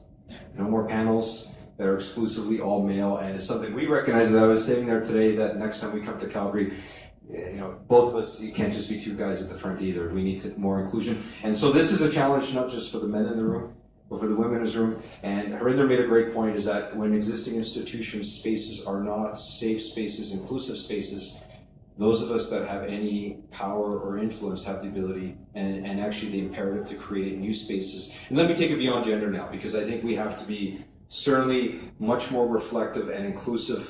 Race is an issue. Racism is, of course, an issue, but we now have, in the next 100 years, we're going to expand beyond our Punjabi base, and we have this already now, with inclusion of non-Punjabi Sikhs, not just 3HO legacy, but in Toronto, we're having people coming into the faith, and they face tremendous challenges and barriers beyond language, just around acceptance. How do we make sure that Sikhi is going to be inclusive for them? LGBTQ2I, all of the different variations, how do we become inclusive for them? How do we create safe spaces for them in our own families and in our own spaces? And I think, we were very proud that our first executive director of Seva Food Bank he was self-identified as gay. And he came to us, and he was non-Sikh, and he came to us and he was very nervous about that. He says, how am I going to be accepted? What are we doing? And I said, well, as long as you're willing to fight the fight. And we have a very progressive board because of the 6 women, I'll say, on our board, and we're willing to take this on. So I'm not doing that to highlight, but these are fights that are on the ground. They're very practical fights here. So just like on women's, everyone can spout the line from Gurbarni, from Guru Nanak, and that gives us a lot of cover. Because Guru said this, equality is in our DNA. Well, DNA actually has to be transcribed, translated, and has to come out into our institution. So this is the challenge for our generation, I think, is to make our institutions inclusive, because if we don't, The only people happy with our gurdwaras right now are 50-something old men, right? Moms are not, children are not, youth are not, seniors are not, right? So how do we make sure? And that's because those are the people running those institutions. So whatever you organize, whatever you mobilize, make sure that if your organizing committee does not reflect the very congregation community that you're trying to represent, you're not going to be successful in that. So, I do want to connect it back a little bit to the larger issue. All this is very important. We are big proponents of pushing the change, not just talking about it. But you can't forget the larger community also. This is, you got to think about, and I said it earlier, that 80% of Sikh population lives in Punjab. There are some serious issues in Punjab. We all see the decision, whether you like it or not, decisions they make there, they affect us here. In our definitions, in our legal challenges, in our marriage ceremonies, you name it, you've seen the receiving, you've been at the receiving end of in Canada as well. My point is, what we have been talking about today is there are two things Sikhs clearly were focused on from day one. And we need to repivot it back. Number one was they were internally very strong. Men, women, lower caste, upper caste, this was not their conversation. They did it because they were strong, they were connected. Our source was Gurbani. And this I see is a big concern today because a lot of people say it is, but when we see the decision making, it's either coming for left or the right, not necessarily Sikhi. So we are garbing ourselves in either liberal progressive politics or now what we call extreme right politics, right-wingers or left-wingers. So our knowledge, our strength, our paradigm needs to be developed from a Sikh lens. This is a major challenge. And second part of that is externally then having trainings to deal with issues. So people who want to work on rights issues, their trainings have to be incredibly good. Subpar stuff doesn't work. People who are presenting, people who are fighting, whatever your cause you are championing, you need to be, as Kuldeep would say, because he uses this phrase a lot, he says, my information is mile wide, but not even an inch deep. Well, those who are championing a particular cause, that better be mile wide and mile deep. So these are the two challenges we currently are facing, even among the ones who are active. Yeah, I just want to add to that. I couldn't agree more with you, Senza, on that issue. Just from my experiences, I feel that there's a huge disconnect between the people that want to lead and the people that they wish to lead. I think there's a form of elitism that has developed amongst even our leadership that they're not connecting with the masses of our own community, let alone larger community. However, still want to emerge as leaders of them. And I think that there's one point that you raised a few times earlier in the presentation, and that is our source, which is the Ik Om God. I think what's happening today and what we're seeing in the media, but also what we're seeing at every sort of point of leadership in our community, and those that maybe even want to emerge as leaders, is that we're losing the guru in our inspiration of how we want to lead. And the hubris that is being the new constitution of our leadership is what is causing us many of the problems that we're stumbling upon, because we're losing sight of that Ik Om God, and that Ik Om God and connecting with it being what kills our ego. And I find that regardless of where we're looking for our leadership, that hubris is being fueled more and more every day. Couldn't disagree more. In fact, it's very visible in Sikh spaces. Agree or disagree? I couldn't agree more. So, in Sikh spaces as well as in non-Sikh spaces where Sikhs are operating, it's visible everywhere. In fact, that's what you were alluding to. That our reality, we talk in abstract terms, but in reality, it's not visible. So let's bring it back to Gurbani. The vision in Gurbani, this is the source again, is very clear. We invoke these Shabads, but I'm also going to invoke them to make us think from a Raj angle. And this is the word again included here, Halimi Raj. The graceful has ordained the Raj, right? So this idea of Raj as a governance system, set of principles, implementable from changing local realities all the way to nation states. You decide where you are operating and how you want to change. People who are fighting for nation state need to apply a set of principles too, instead of just fear-mongering and right-wing politics also. Or if you're working in a non-profit in Alberta, what are the Sikh principles? How are you going to take those and implement them there? Those are the influence centers we need to create. But the point here is the peace doesn't happen. Sab sukhali vuthiya he hua halimi rajyo. If you're really trying to create sukh, which generally people translate peace, but actually it's comfort. Creating comforts for people. When Guru Nanak is describing genocide campaign of Babur, he also talks about it. He says people were living, they were playing games, they were eating supadi. Some Sikhs get worked up with this, but Guru Nanak wrote this. He says they were enjoying their supadis, which is a betel nut. So he's describing that people were happy. That's what he's describing. So it doesn't mean that's what you consume. So when people are happy, they do different things. People become happy by doing different things and engage in different things. How do you create that happiness in the cities you live in the communities you are in? And that is what Halimi Raj is. Benevolent rule, benevolent Raj. Raj's ideas we need to be seriously thinking, which are policy matters, which are mandates, how to bring those policy matters and mandate. And this is what our source says. So our Begumpura, the city without sorrow in Gurbani, is the space you live in. If you operate in local space, in your community space, in a national politics, regional politics, debate among religious personalities, whatever that space is, how do you make that space less painful is what we need to be focused on. And that becomes, I actually want to volunteer to read this. This is our last slide. This is from Professor Harinder Singh. It is quite long, but we will end with this and then we'll have Q&A session. Any volunteers to read this? Thank you. So just to put in context, this is 100 years ago. Vocabulary is 100 years old. So, what are we? Guru Nanak embodied in himself a revolution religious, social and political. It is remarkable that he, Guru Nanak Sahib, invokes no concept God. Let's pause here for a second. This is so important. Most of the time when Sikhs talk about divinity, we make it so abstract.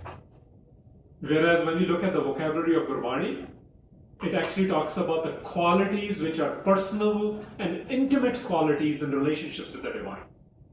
So this is so important. You know, the divine in Gurbani is invited to come sleep with you on your bed. Think about that for a second. And when we talk about it in public spaces, we make it like some old man sitting upstairs again, who's trying to figure out who to put in hell and who to put in heaven. So this is so important. Harinder Singh is saying there is no conceptual God. We have a living idea of a force which operates in all of us. The creator and creation become inseparable for us. He calls forth the great one cosmic spirit of the universe, who is person and guru, and is a personal God, whose word embodied, Satnam, creative personality, Karta Purkh, devoid of the sense of fear, of hatred, whose form is timeless, eternal, born of the Spirit. This revolution in the religious world was manifested also by a corresponding revolution in society. A reconstruction followed. The individual was made so happy that he willingly shed his ego-centered individuality. Let's pause there for a second as well. Look at this word. I mean, this is his way of explaining now using the vocabularies we are used to in the common parlance. He says the revolution in this religious world, because people of religion and politics run the world. You don't believe me? Read Economist's last week's cover story on Billy Graham. That doesn't matter what the administration in America was, who the president was, he influenced all of them. This is so true. Me's and P's are always colliding. And what he's saying is, you take out the Mir and Pir within you. So the religious world was manifested also by a corresponding revolution society, which means Guru Nanak brought the internal sources and their strength, and they became visible in the way you engage with the communities. And this part, by the way, a reconstruction followed. A reconstruction followed. So he's not just demolishing the old systems, he's establishing a new system and offering that to people. Selfishness was washed into unselfishness by his great love, in the great gladness of life so realized. No man or society that has risen from the dead into the life of the Spirit can tolerate political subjugation or social slavery to unjust laws or rules. Let's pause here for a second. Lovers cannot be enslaved, simply put. That's what he says. When people were in great love, you know this, you see people in a human condition level love, you cannot tell them what to do or what not to do. They're going to do what they're going to do. They are free people. We call it cloud nine sometimes. Right? That's what he's saying about people at large. Sikhs had become like that en masse in Punjab. He says they became lovers of the divine, so they could no longer remain slaves. No political subjugation was acceptable to them. Politics, in the sense of fighting against all social injustice, all tyranny, all wrong taxation of the poor, all subjugation of man to man, were the politics of the Guru. The Sikhs, raised by the Guru, fought for freedom. Their very fighting for liberty is a mark of the new soul consciousness that the Guru had awakened in them. Thank you. So, politics of the Guru is what? Gurus played politics. So, playing politics is a dirty game, we say these days. Well, that's how we look at it, because politics actually is governance of life. Politics is about art of impossible. These are the other phrases as well. Why don't we apply those when we look at the Gurus and what we need to do? You can play all the games. And by the way, that's part of being political. Not the Guru's politics, but today when you're trying to coexist, what Kuldeep was referring to earlier. If you even look at, if you don't read enough, but I'm going to invoke here US history a bit, you look at how America was founded, and what, if you don't have time to read, maybe watch HBO's 7-part series on John Adams. What it takes to get things done. This is what I was referring to earlier. Externally, we have to understand what it takes to get things done. Who do you bring along? Who do you tell not to show up that day to vote, and things of that nature? There's a whole possibilities and feasibilities have to be looked into. And what he's saying is, Professor Puran saying, Gurus played politics, but this was their politics. How do you fight all social injustice? How do you fight tyrants, wrong taxation of poor, and subjugation to any earthly authorities? This was the politics of the Guru. And guess what? They said, people who played this politics, they were not interested in endgame. They were interested in living like this. That will explain to you the tradition which we repeat in the 5th paragraph of Ardas every day, why Sikhs fight. It is not about that we will win every time, but it is so important for us, we must fight this fight. That's the narrative we remember, by the way, collectively. In Ardas, we don't remember everyone. We remember those Sikhs who carried on this narrative. Even today, there are sympathizers, there are funders, there are supporters. We need all of them. It's a big tent. But the Sikh narrative is the one which continues this political fight, based on the ideas of Ek Oankar and as trained by Gurus on this earth for 239 years. Gurus spent 239 years to train us what Ek Oankar is in Mool Mantra, which is what Professor Puran Singh is invoking. And then he says this Mool Mantra, these ideas become your paradigm, which are then explained and articulated and institutionalized, and that's what Sikhs did.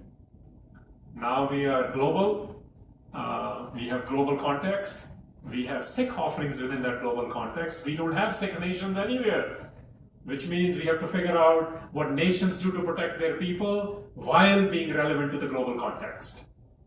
We got to protect our, when I invoke that first line, I'm going to end with that, Nanak Raj Chalaya, Sach Kot Satani Neev De, that Nanak started a new Raj. But the second part of that was, on the firm foundations of truth, he constructed a fort. The purpose of fort is to protect what's most valuable. For us, what's most valuable is, in Canada you have Charter, in US we have Constitution. For us, it's Guru Granth Sahib, the idea. We protect this idea and we create implementations of these ideas based on our capacities and learnings and our gifts. That's what we're trying to Kuldeep and I were hoping that we can present these ideas in a way which become relevant while reflecting on the past and also invoking the source even today. Now we have time for Q&A for about 20-25 minutes. This is your time. Any comments, any questions? We'll apply a little bit of a rule here so everyone gets a chance. 30 seconds to maybe articulate your response or question, and facilitators can maybe take up to 2 minutes to respond. I just want to, we didn't reach to the social part of the arena there. I just want to add something. I'm from a small village, about 1,500 people, and we have about 3-4 castes living in our village. And we have 2 gurdwaras, and till I was 21, I lived there. I noticed that we still have that structure that Guru Nanak said. He worked, like all gurus, worked his life, their life to eliminate that from our culture and society. It didn't eliminate. We still have a culture where we celebrate Guru Nanak's birthday, and we do not involve the other side of the village in there. That's the sad part, that we couldn't reach that far. Now, when I think back, they have their own celebrations on their own. Even if those people show up now, sometimes they have a separate line where they sit. We used to reject them for centuries, and now they are rejecting us. That's what's happening back home, as you were saying. We can't forget about that. It's happening here as well. We have separate gurdwaras for everybody and separate places of worship and all that. That we need to work on. And the other thing is Kartarpur, like, you know, we don't, if the governments and the rules of the local environment don't allow you to do it, you can do it at your home. You can start any revolution at your home. For example, if my child comes tomorrow saying that I want to marry a different caste, my reaction today is different than it was going to be 20 years ago. We need to work on those things. You can have a Kartarpur in your home. You can practice that stuff at your life level, and then you can reflect that on other people. So let's bounce that back. Home is where you get to train. Don't think revolution will at all. That's a training. Let's be very honest and realistic about this. So please do that. We know what is happening in Gurdwaras. We know, but you know, let's put it in perspective. You heard the 20th century case study? That was a norm. Today, that's not a norm. We have bad apples who are still pursuing that because the undoing of the revolution has happened quite a bit. Or Guru Nanak's paradigm, if we can call it. So you get to counter it. Do not participate in that. I was asked to speak at Gyani Dit Singh's anniversary in his village in Punjab. I went, I spoke there. Then they want me to eat langar. I want to sit down and have langar with them. And while I'm walking toward langar, they started telling this lady to get out of there because she was of even lower caste. You guys, I don't know if you understand how caste system works. There's 16,000 castes and tribes in India. It's an intricate design to hate the one below you and look forward to becoming the one above you. Only 2 steps above, not all the way above either. So we have to understand how this has become ingrained in psyche. A revolutionary element was taken out. Jado purta si jino kehte hain na apan. Hun dobara sade vich pata hega.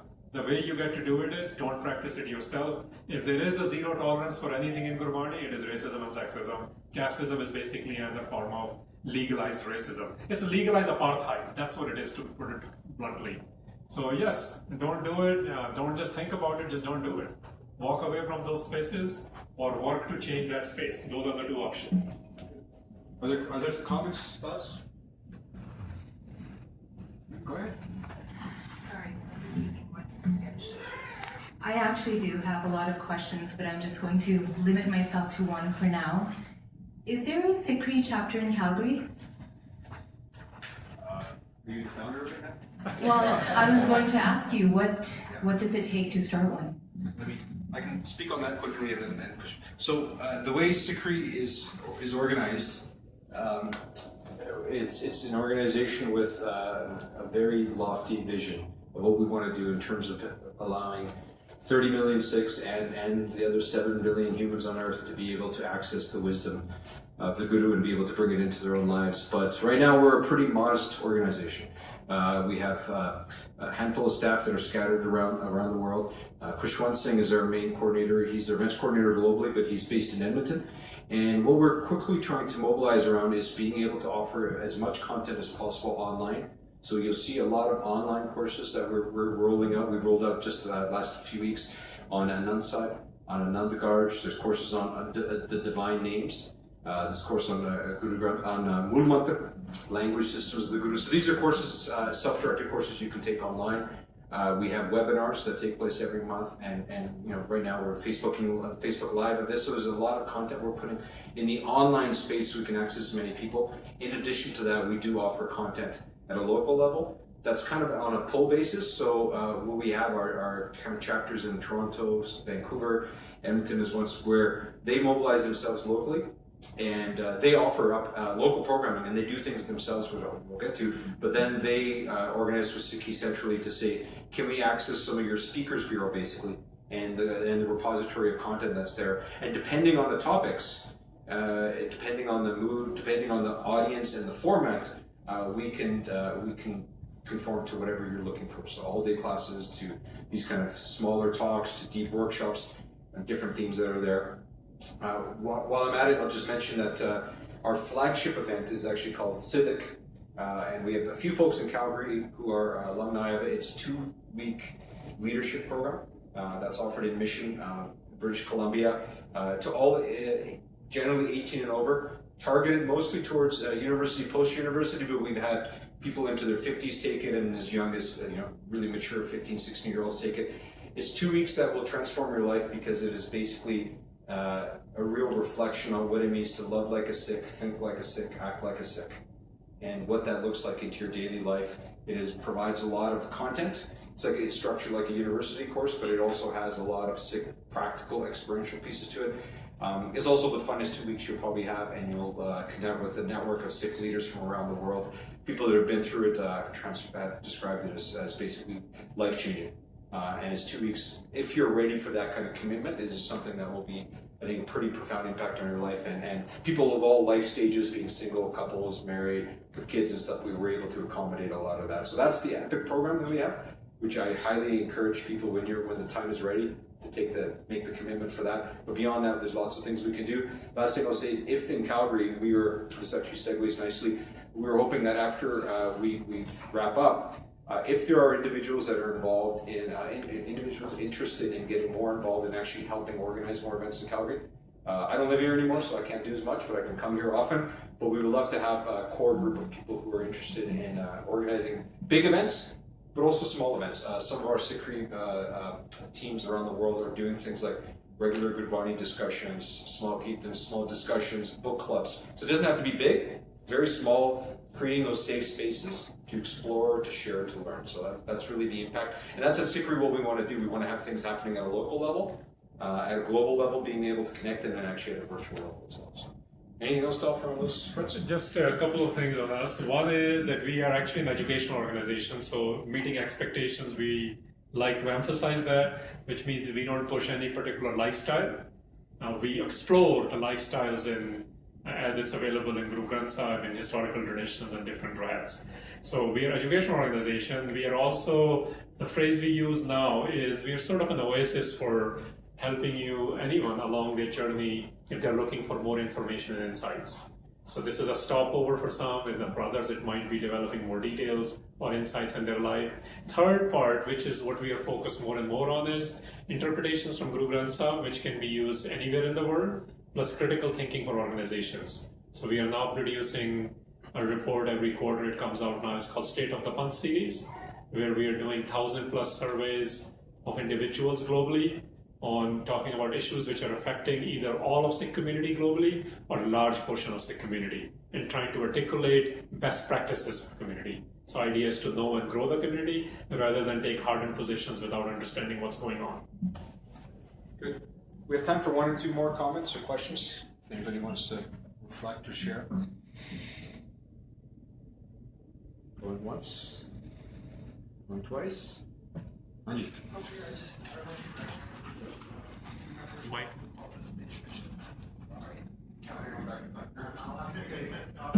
that I'm Raj's brother, and you probably remember me now.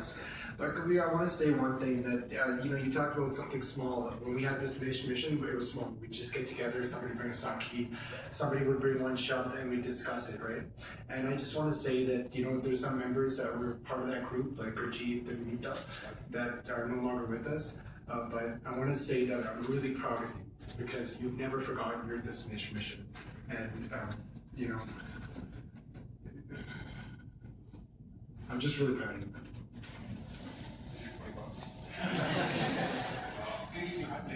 Give me a hug later. You know what? I think the point to remember is just reflecting on my own journey over the last 20 years that I've been more involved in this, Sikh education, Sikh activism. Is it doesn't take much from being a member of the audience at a session to being at the point where you're developed enough. You're never fully developed, but developed enough where you can start sharing. You can start educating, you can start connecting others, you can start mobilizing. And I think we often put the folks at the front of the room on such a high pedestal that we think, you expect us to be much more intellectual, much more profound, much more insightful than we actually are. But you also put yourself in a position where you don't think you're capable of doing this. And I think one of the most biggest revelations I've had is that we all have something to learn and we all have something to share. And so I think this is the essence of Sikhi, is that if the Guru is in the center and we're in a circle, it's a peer-to-peer learning environment. So I think as you develop Sikhi here, don't think about bringing people in to teach you, to educate you. All we've done is a little bit of homework. All we've done is a little bit of preparation of content and material and spent a little bit more time thinking about it, but there's no difference. And in Barney, the thought isn't on what's right or what's wrong when it comes to people, just individual thinking and their ideology. The term is actually kacha and pakka, like a fruit. And fruit pala kacha honda, it's raw and then it ripens. If a fruit is actually raw, that doesn't mean it's wrong. It doesn't mean there's anything wrong with it. It just hasn't gone through the clear experience of maturing. And that's what we need to be doing. That's a constant, how are we, and that's the connection with the Guru. That's the time and effort that needs to be put into this. So I encourage everybody, Sikhi is a path for that, but not the only path. And you have to make it a priority. And if we can, anything out of today is plant that seed of curiosity, of our inspiration that is coming out of last week. You are as kind of as despondent as those moments that we all had of what the heck's going on. What is this happening to us? The way we're being portrayed is not who we are. Then use that. Use that as your initiative, as your point of inspiration to figure out, well, who the heck are we? Let me start articulating it for myself, connecting for myself, and then let me find other people on the path here. And don't put that pedestal so high that when I get to this point, then I'll figure it out, because a fruit is never fully mature or fully ripe. It's on a continuum. You'll continue to practice on that too. So with that, thank you for having us. Are there any administrative, I think there's feedback forms? Yeah. In your please fill out those feedback forms, the testimonials that are in there. I can just leave it on the table. Leave them on the table. We can't, we're not for profit, so I can't let you leave without at least a ask that today's event was, I think,